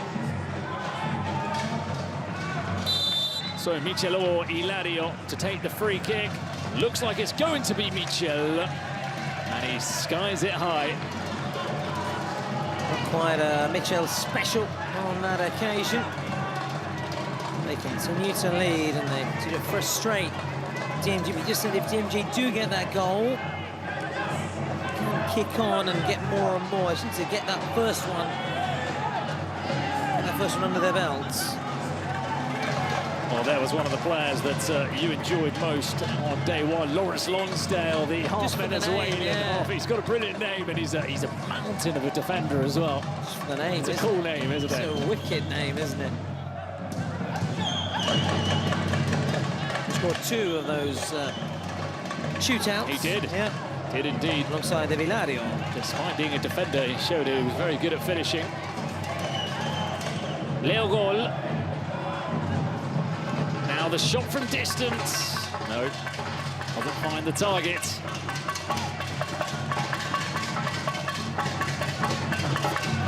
Yeah, worth the go. As we so often say, can take a deflection, come off anyway, then spiral maybe to the back of the net or find a teammate. Hilario bursting out of the defence, bursting out of the cave, as we said yesterday. Ooh, it's a risky challenge to make by João Pedro. I think he got the ball, but... Let's see the replay. It's a real risk. I think he just about connected with the ball. Well, there's no denying that he will have felt the force of that challenge. Dade Arias on the ground, can't quite make out who it is. There is Tohuro, one of the 2 presidents of Desimpedidos, and Juris, the other one.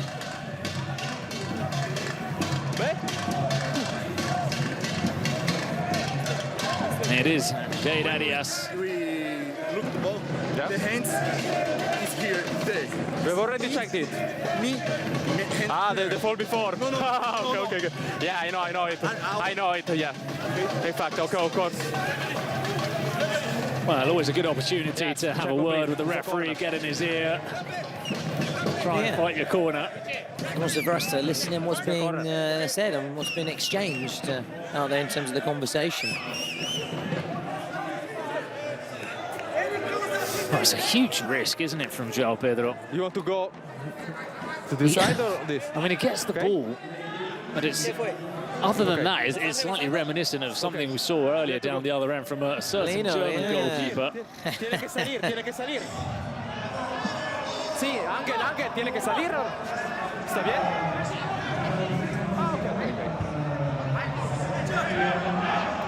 So after that medical timeout, We do have the corner for Persas. But it comes to nothing, as does that counter-attack from Desimpedidos. Marcelinho with the sloppy pass, meaning that the ball stays in the final third.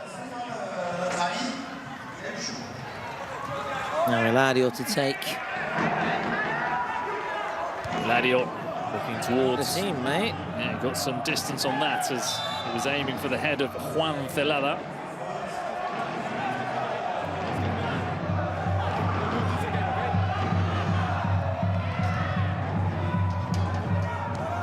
Now it's Gustavinho, a lot of Iños in this team. Marcelinho, Gustavinho, Luisinho.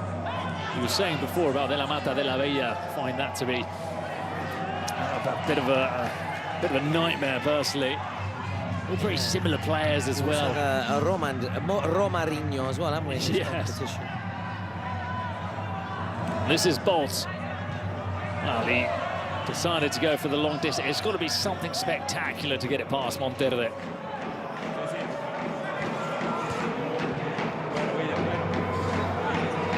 Well, so far so good then. Also for my prediction. More importantly. Yeah.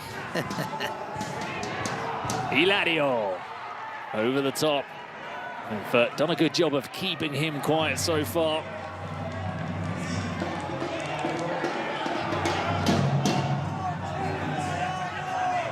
Now 13 minutes. Game feels like it needs that 18-minute mark. A bit of a dice, a bit of a shake-up. Yeah, or a presidential penalty, something just to spark it back into life, really. Leo goal. Certainly one for the purists, let's put it that way so far, Bruno. Bolt, shot on, but it's blocked by Lonsdale. Michel looks to carry it out. Lonsdale again. Monterde, ooh, little hesitation. That can also be key, Bruno. Any kind of mistake for one of these sides, and they could be capitalised upon. He thought about going long. In the end, he does go long, although it's headed away by the Brazilian defence. Bolt, Leo goal. Well, this is where he likes to be. Leo goal. Lonsdale gets the arm out. It was a bit of a mismatch as well. Heavyweight and the featherweight coming together. There's an appeal, of course, from DMG. Naturally, it will be checked. The referee, his initial view of it, his initial thought was to wave play on. We'll see what the VAR says. It's naturally always and he is being checked. You be the defender. No, I will check it. We'll check it. Is everything okay? Throw in! Everything okay, says the referee. Yes, there was a bit of an arm from Lonsdale, but I think he got in ahead of Leo Goal, and it's the physical mismatch as well, which sort of made it look a little bit worse than it actually was.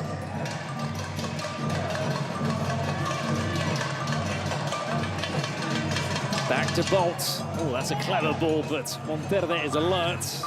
Quick off his line.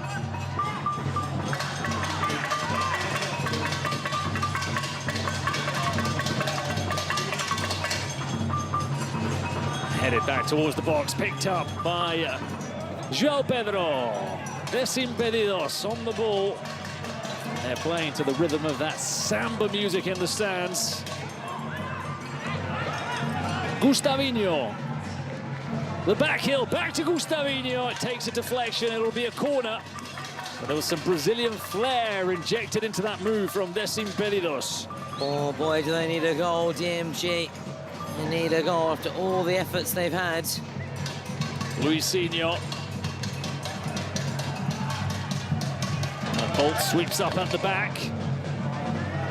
Headed away by Valdez. Now Bolt comes across again, and he needed to be quick. So Donovan Martinez, who was hunting down that ball.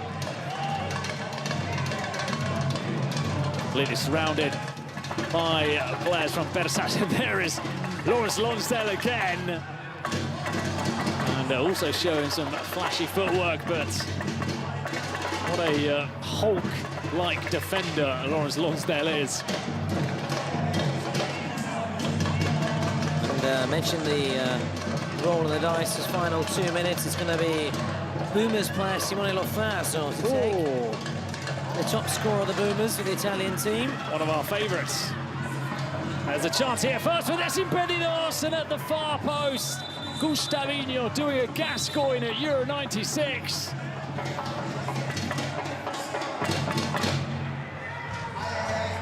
Lonsdale now on the ground. Well, he's been at the wars today, Lawrence Lonsdale.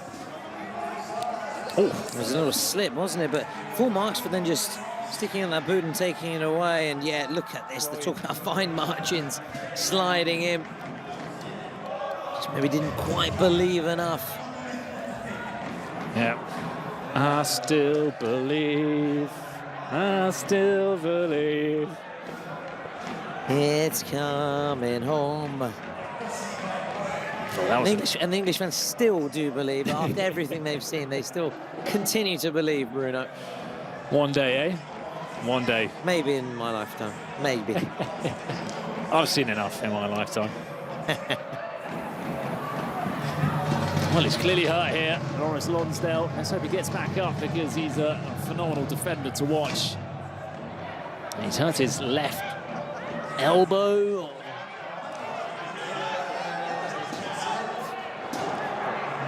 Zayn looking on worried.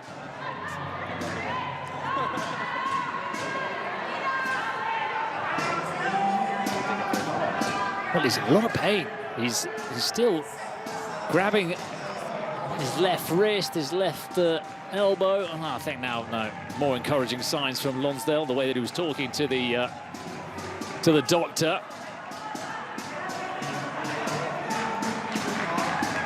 Bartocletti also speaking with some of the players on the bench, where you can see Obed Martinez again with those very old school crutches. I don't think those were around anymore, but he's very involved, isn't he?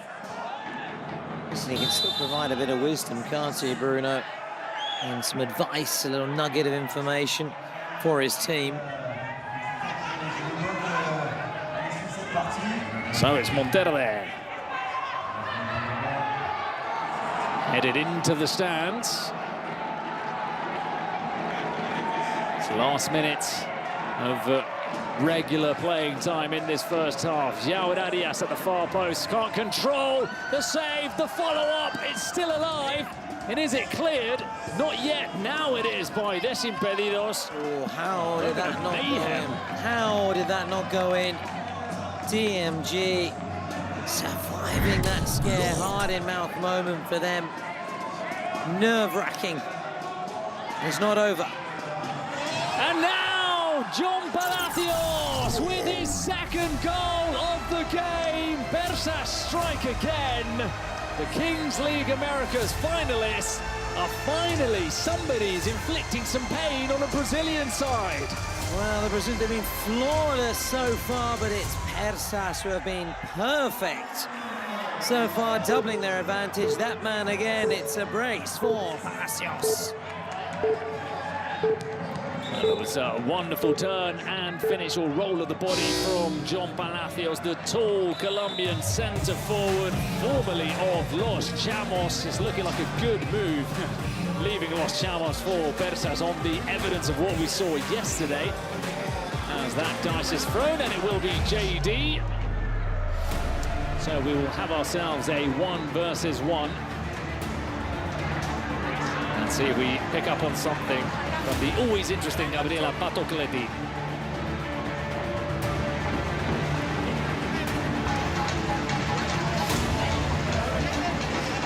Flores está complicado con el brazo, se me hace que se le fue para atrás de más. Así, para acá. Isso aconteceu! Não pode tomar esse gol!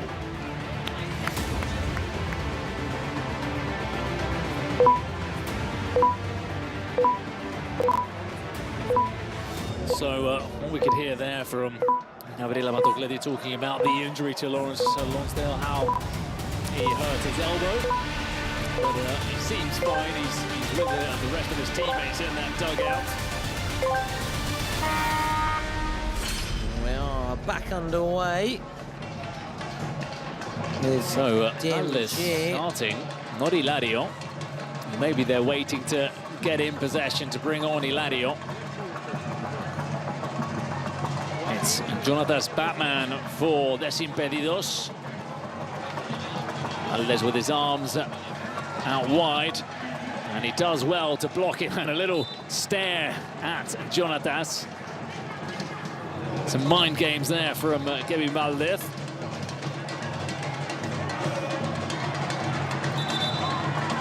Now the whistle.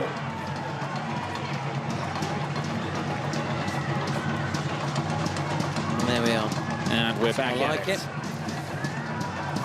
Take two, Jonatas against Kevin Valdes. Here he is again, making himself as big and wide as possible.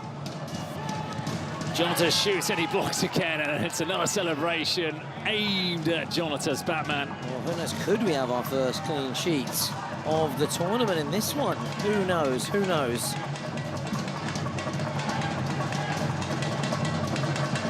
Jonatas Batman deciding that maybe it's better if someone else has a go at Valdes, and it will be Leo Gol. Oh, and he can't stop him, but Monterde can. Although the rebound falls to Leo Gol, it's still Leo Gol. Oh, it's into the side netting. Well, that was a huge chance to score his 4th goal of the tournament.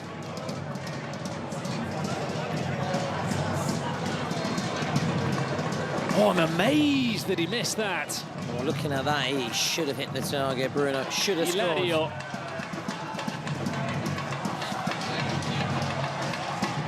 Oh, Hilario needs to defend now. 2 minutes almost up. That's not where he wants to be. And will that be a foul? Yes, it will from Jonatas.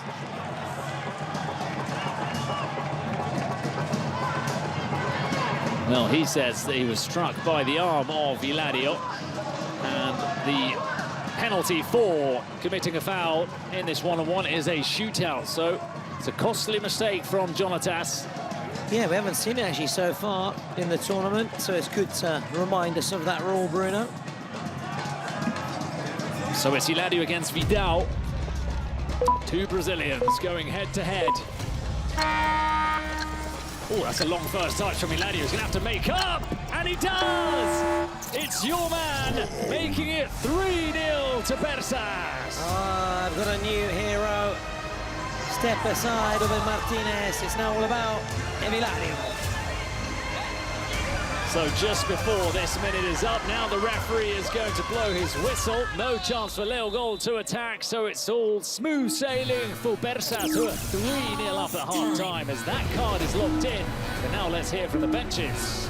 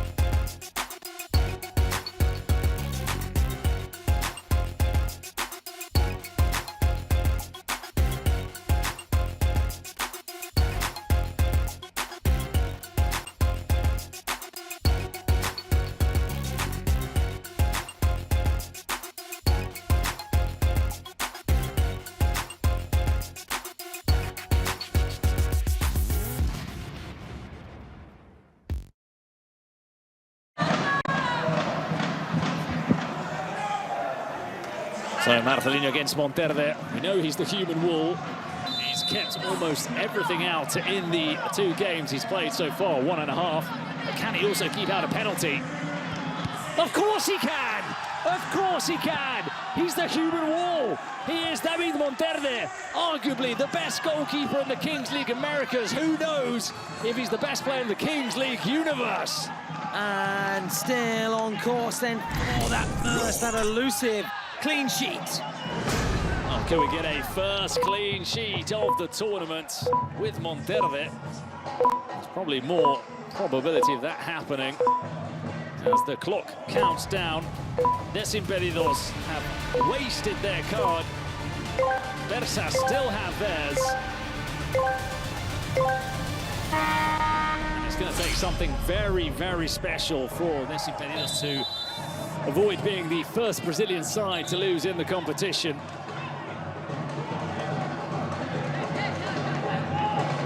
Oh, Barça so far, so good from them. Hitting 3-0 here. They've still got that secret card to play and that presidential penalty. As that cross flashes across the box and nobody to finish it. Bolt goes for the first time shot. It was always difficult. It was bouncing as it came to him. It was bobbling along the AstroTurf. I don't think they call it Astro anymore, do they? That's very much from our childhood. Yeah. It's like 3G, 4G. No one says Astro anymore. I thought the Astro was a bit more sort of sandy as well, wasn't it? True, true. Really burn your elbows and your knees. Sliding challenges, yeah. Couldn't do any Gascoigne Euro 96 on that surface.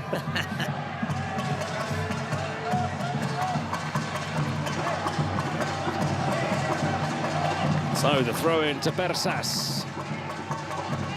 Across comes Kevin Malnev, who was so good in that one-on-one in his defending of Batman and Leo Gol. And he's got a deep throw to Lawrence Lonsdale, but there was a foul, a block which allowed Lonsdale to be unmarked to the far post. So here come Desimpedidos with Bernardinello. Leo Gol. Batman saved by Monterde. On the Brazilian toe punch, straight, quick shot. Those snapshots that they're capable of pulling off. Yeah, less Batman, more Robin really so far. Oh, look at the turn from Palacios. Oh, very nearly another deserved a goal. That deserved a goal. Palacios, he's a real handful. He was on a hat-trick there. Wonderful turn. That control was beautiful from the Colombian. Bolt. Leo Gol. Good challenge from Lawrence Lonsdale. Jade Arias plays it into no one. Or in fact plays it to Jonatas Batman. Bernardinello. Rides that challenge really well.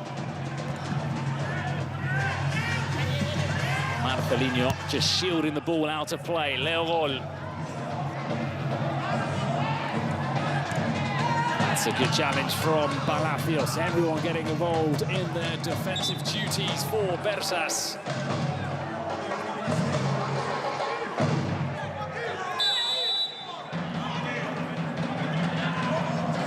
It's back towards Michel. Not a good ball from him. Leo Gol intercepts. Now Bolt. Need to see a bit more from Leo Gol for this Impedidos.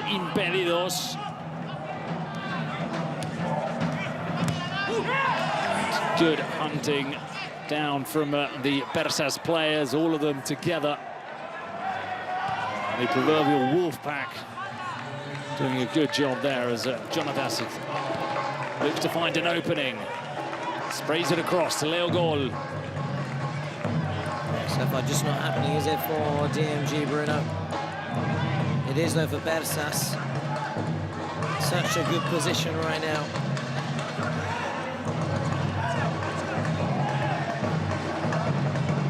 Bernardinello, he shot from long distance and it was always going wide and high. No issue for Monterde.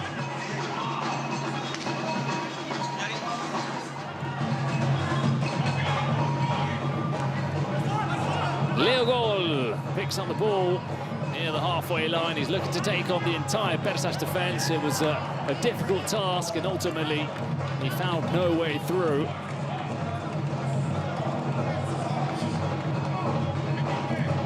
Now it's Bolt. Leogol again.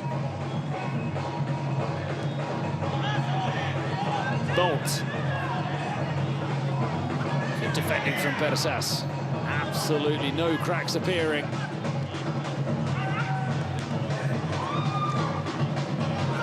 Fortunate rebound does fall the way of Desimpedidos. It was Luisinho. I don't think he hits the corner though, does he? Goal No. kick, yeah. There was more force than anything else there from Luisinho. Now the comfortable ball for Guilherme Bernardinello, although he decided not to bring it down. He booted it forward. João Pedro leaves it to Bolt.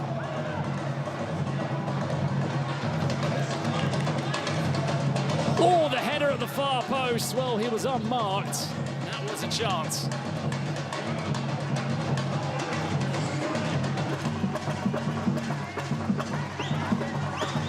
Atleti then just barking orders for Persas. Header from Gustavinho. It was fired in with force, but will still go down as a chance for the Brazilians. Leogol to Guilherme. I'm going to call him that as Bernardinello every time. It's a bit of a mouthful. And he has got Guilherme on the back of the shirt, so I'm sure he won't mind. Bolt. Good challenge. Going down there was John Palacios. He's doing a lot of defending, but has he hurt himself? Well, Persas hopefully. For him, he hasn't hurt himself, Bruno. Persas certainly hoping not, after the impact he's having here. And he's rubbing his ankle. Oh yeah, you can see just how he rolled it. That's a painful one for Palacios. I'm sure he'll be able to play on, but it's the kind of one that tomorrow morning you can barely put your shoe on.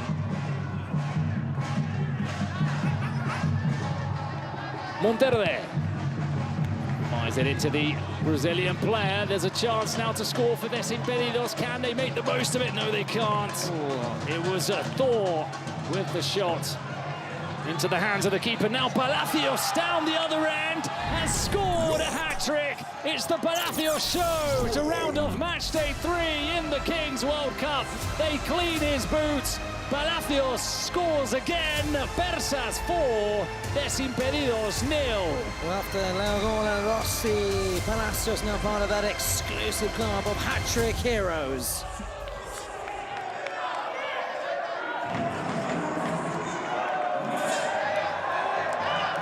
So 4-0.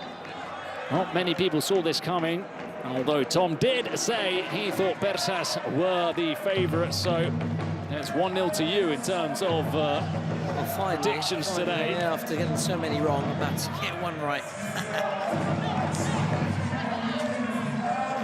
Seemingly no way back for Desimpedidos. We said that though for Zaytuna earlier against La Capital, and they almost made it difficult. Well, they did make it difficult or uncomfortable for La Capital. They were 1 goal short in the end. Bolt. Back to João Pedro. Punted in play, Leogol. Second chance for Leogol. We'll get a third bite to the cherries. That ball fell to him again. Bolt still on the ball. It was a classy turn. Oh, and how about that? The Maradona turn. Maybe not there, though. It was Juan Celada, the big man. No, there, suddenly, the lights kind of turned off for Juan Celada. He managed to come away unscathed. That's a little bit of skills, though. We'd like to see that. Thor shot blocked. Leogol. It's good from Leogol. Thor is through. Thor again. And who else? Lawrence Lonsdale. When it's not Monterde, it's Lawrence Lonsdale. I'm loving this player. I'm loving Persas. Maybe a dark horse. Yes, yes. They've been good value today. And they beat La Capitale, who I also feel could be a team that could make a deep run in this tournament. So this could be two good wins for Persas, beating La Capitale and a Brazilian side. A few impressive feathers to their cap. Slip forward for Leo goal! And he gets one back for Les Imperidos. Fourth goal of the tournament. Leo goal living up to his name yet again. Well, we're not going to have that clean sheet then, Bruno. And DMG are back in it with their top marksman. 4-1. And it's through the legs of Monterde. He'll be disappointed with that one. He's kept out much harder shots on goal, but sometimes when it's fired right at you, you just don't have enough time to move, and he'd had his legs set. Couldn't really react to the strike from Leo goal. Now Jade Arias goes for the long distance effort.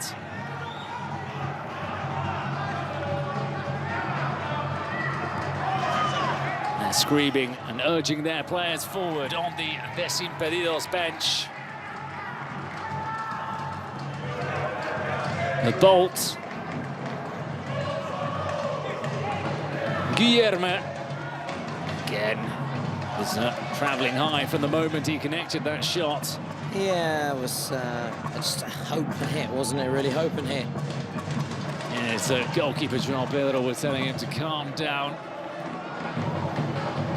Really too much of a percentage decision, as he's played himself into a bit of trouble there at the back, has Michel. Leo goal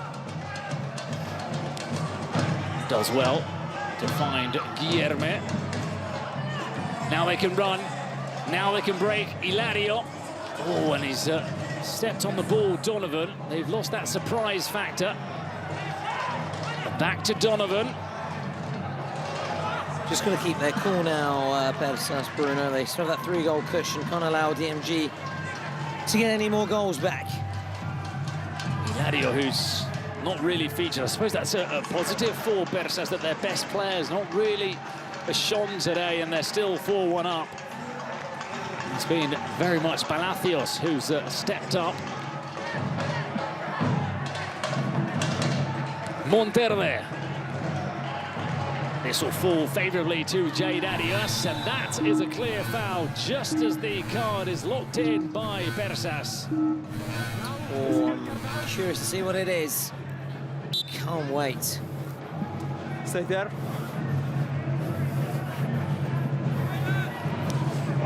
Well, let's see. Camera pans to Robert Martinez. He has been the man trusted with the task of showing the cards this week to the referee, and it's goal ×2 for Persas.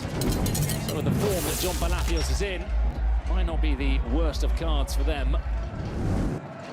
And much like yesterday, that card coming out just as they get the free kick on the edge of the box. I can't remember who it was that made the most of it. So we've seen it happen before, so why not? Can lightning strike twice? So it does look like it's going to be Hilario. Or is he? No, he's leaving it to Thelala, the big man. Thelala straight into the wall.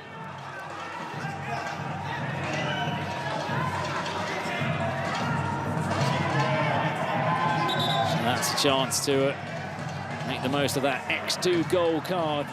Goes begging for Persas. He's taking a very long time with the throw-in, and that's exactly what Les Imperidos are asking, but referee telling him he's got to go a couple of yards back. Now the ball is finally in play, and it's wonderful from Persas. Oh, and he had a couple of options in the box. The follow-up shot is also blocked. A reminder, should they score, be worth double for Persas. Must score. There is the save denied by João Pedro. Hilario comes short. Flicked over the top. Hilario will look to get onto the end of it. Oh, and he puts a good cross into the box, which was met by the header of Michel. Well, it seems like Hilario could do Not a great deal with that ball, right by the, let's say, corner flag, by the, what can we call it, the corner of the field of play. The corner flagless. Leogol keeps it in play. A block from Valdez, who's also been impressive in defence today, alongside Lawrence Lonsdale. Bolt. Wants some movement from his teammates. It's all a little bit static from Desimpedidos. Now it comes over to the left. Valdez again getting in the way of Gustavinho. Leogol. Bolt. Back to João Pedro. Leogol makes it short to Lucas Donadi. We've not seen him play until this 34th minute, so they're looking for some fresh legs in the final stretch. Desimpedidos. Yeah, needs something, Bruno, needs something. Time is very much of the essence for DMG. They really want Bersas to hurry with these throw-ins. Hilario, neat turn from him. Is there a shot? Yes, there is, but it's tame and it's straight into the hands of João Pedro. Gets the ball rolling quickly. Leogol. Marcelinho. Back to Leogol. Gustavinho again taking their time until they find a potential opening to strike, although Bersas are giving nothing away. Donadi's shot comes off the back of a player, and well defended again by Valdez, using his body so well. Really clever play, really clever play. You said with the body, the position play. Those are key moments. Monterrey launches it long. It's volleyed across the face of goal by Donovan Martinez. Just in case anybody was lurking, no one was there. Bersas maybe thinking more about making sure they've got numbers back in defence. Marcelinho Leogol. Leogol back to Marcelinho. Time running out for Bersas if they are to get that double goal, Bruno. They've got 13 seconds left, and it looks very unlikely that they'll get the ball down the other end as Monterrey collects the cross, and he's in no rush either. So that card evaporates without Bersas making good use of it. Oh, and Palacios is on the end of that. He almost made it 4. How on earth could they afford a player on a hat-trick to make a run into the box unmarked? I'm almost surprised Palacios, although it's a very difficult volley to pull off with what we see from him today. I was almost surprised that he didn't bury that volley. He's been fantastic. Absolutely fantastic, Bruno. Gustavinho can't get onto the end of the pass from Leogol. So David Monterrey will allow Lawrence Lonsdale to take the goal kick. Only a minute or so for the presidential penalties to be called. Well, we do know that Zayn doesn't like taking penalties, so maybe they've decided that they'll opt out of this one, although Tohuro really did seem to enjoy his penalty when he went barefoot in the opening game against Zaytuna. Leogol. Marcelinho teeing up the shot. And another frustrating finish from the Brazilians. Or maybe we won't have the presidential penalties, I don't know. I don't know, it doesn't look likely, does it? We did have one yesterday, didn't we, where in the last 30 seconds they both locked it in, but it doesn't look like it's going to happen here. Boomers didn't play it at all. That's right. With Fedez, their president. A good, strong challenge there from Lucas Donadi.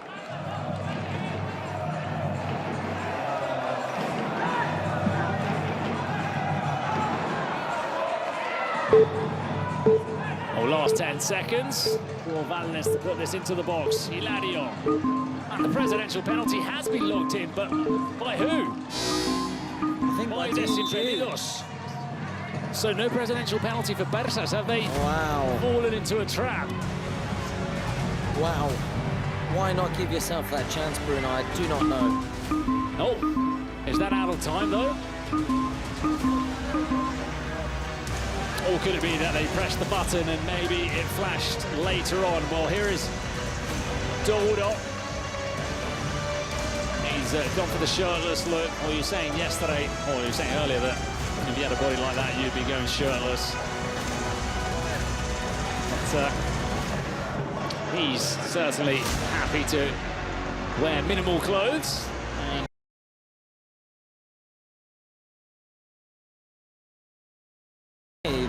Yeah, he did that as well, didn't he? Well, he's a scary guy, isn't he? Well, some people might not think he's scary, but Dordo, I won't say what I was going to say, but I'd be shaking in my boots, let's say, but I had to come up. We got the message. Face to face with Dordo.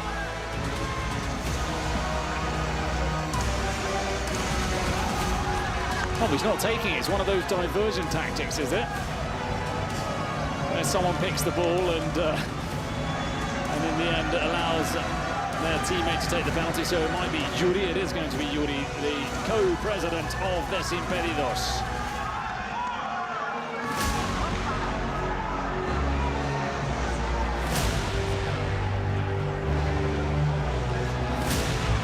Well, he's already saved one penalty in this game, Monterde. Can he do it again? It was Marcelinho back then. Moment of truth. And Yuri with a horrific penalty. Strikes it wide. Monterde goes over to console the Brazilian president. It's all gone a little bit flat in here after that penalty miss from him. And it looks like the Persas one was locked in on time. Oh, and Zayn is going to step out. Well, he doesn't usually take penalties. Maybe there's not too much pressure with the scoreline. Yeah. This is my chance to take a penalty and get a feel for it without a great deal riding on it. Yeah, I thought that was the case as well, with a very healthy cushion, shall we say. Why not have a go?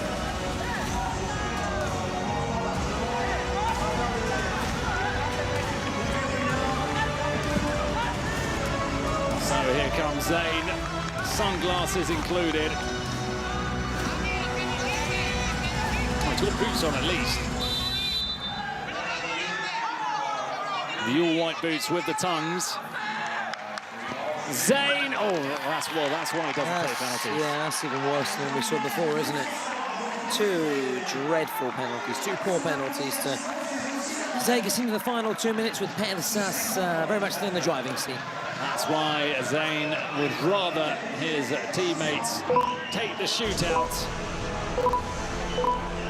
So neither side scoring the shootout, meaning that it is 4-1 coming into the last 2 minutes, meaning that Desimpedidos need 2 goals if they want to win this and not drop into the last chance game. Jair Arias. Back underway. There's a foul on Jair. Man of the match for you, Bruno? Maybe Monterde. Well, actually, Palacios. Monterde and Palacios, both brilliant, but Palacios, that hat-trick, to be honest. And the first goal he scored, oh, a thing of beauty.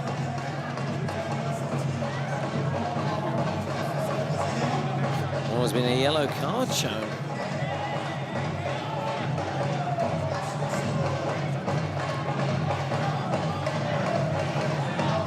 Might so after that little moment where about 30 seconds have been consumed. We're back underway. Palacios using his body. Bolt just anticipating Arias. Bolt. Arias wins the ball and he strikes it into the palms of João Pedro. DMG need a goal and fast. Their hopes are fading away by the second. It's Bolt. Donali. Donali to Bolt. Problem with Desimpedidos a lot of the time, not there, because little goal went for the shot, is that a lot of their attacks take about 30, 35 seconds for there actually to be an end product, and you just don't have the time here. That's a very good point. He's more direct in his final 2 minutes. Plus, of course, added time. Rolled out wide for Gustavinho. Now Bolt. Leo goal. Again, it's one of those long attacks from this Impedidos. Gustavinho gets the cross in, it's punched away by Monterde. And out comes Hilario. The pacey counter-attack. Oh, it's a wonderful ball to the far post where Michel looks to line up the shot. Blocked, denied by Thor. Oh, it would have been some goal had he pulled it off, and some move as well, the vision from Hilario.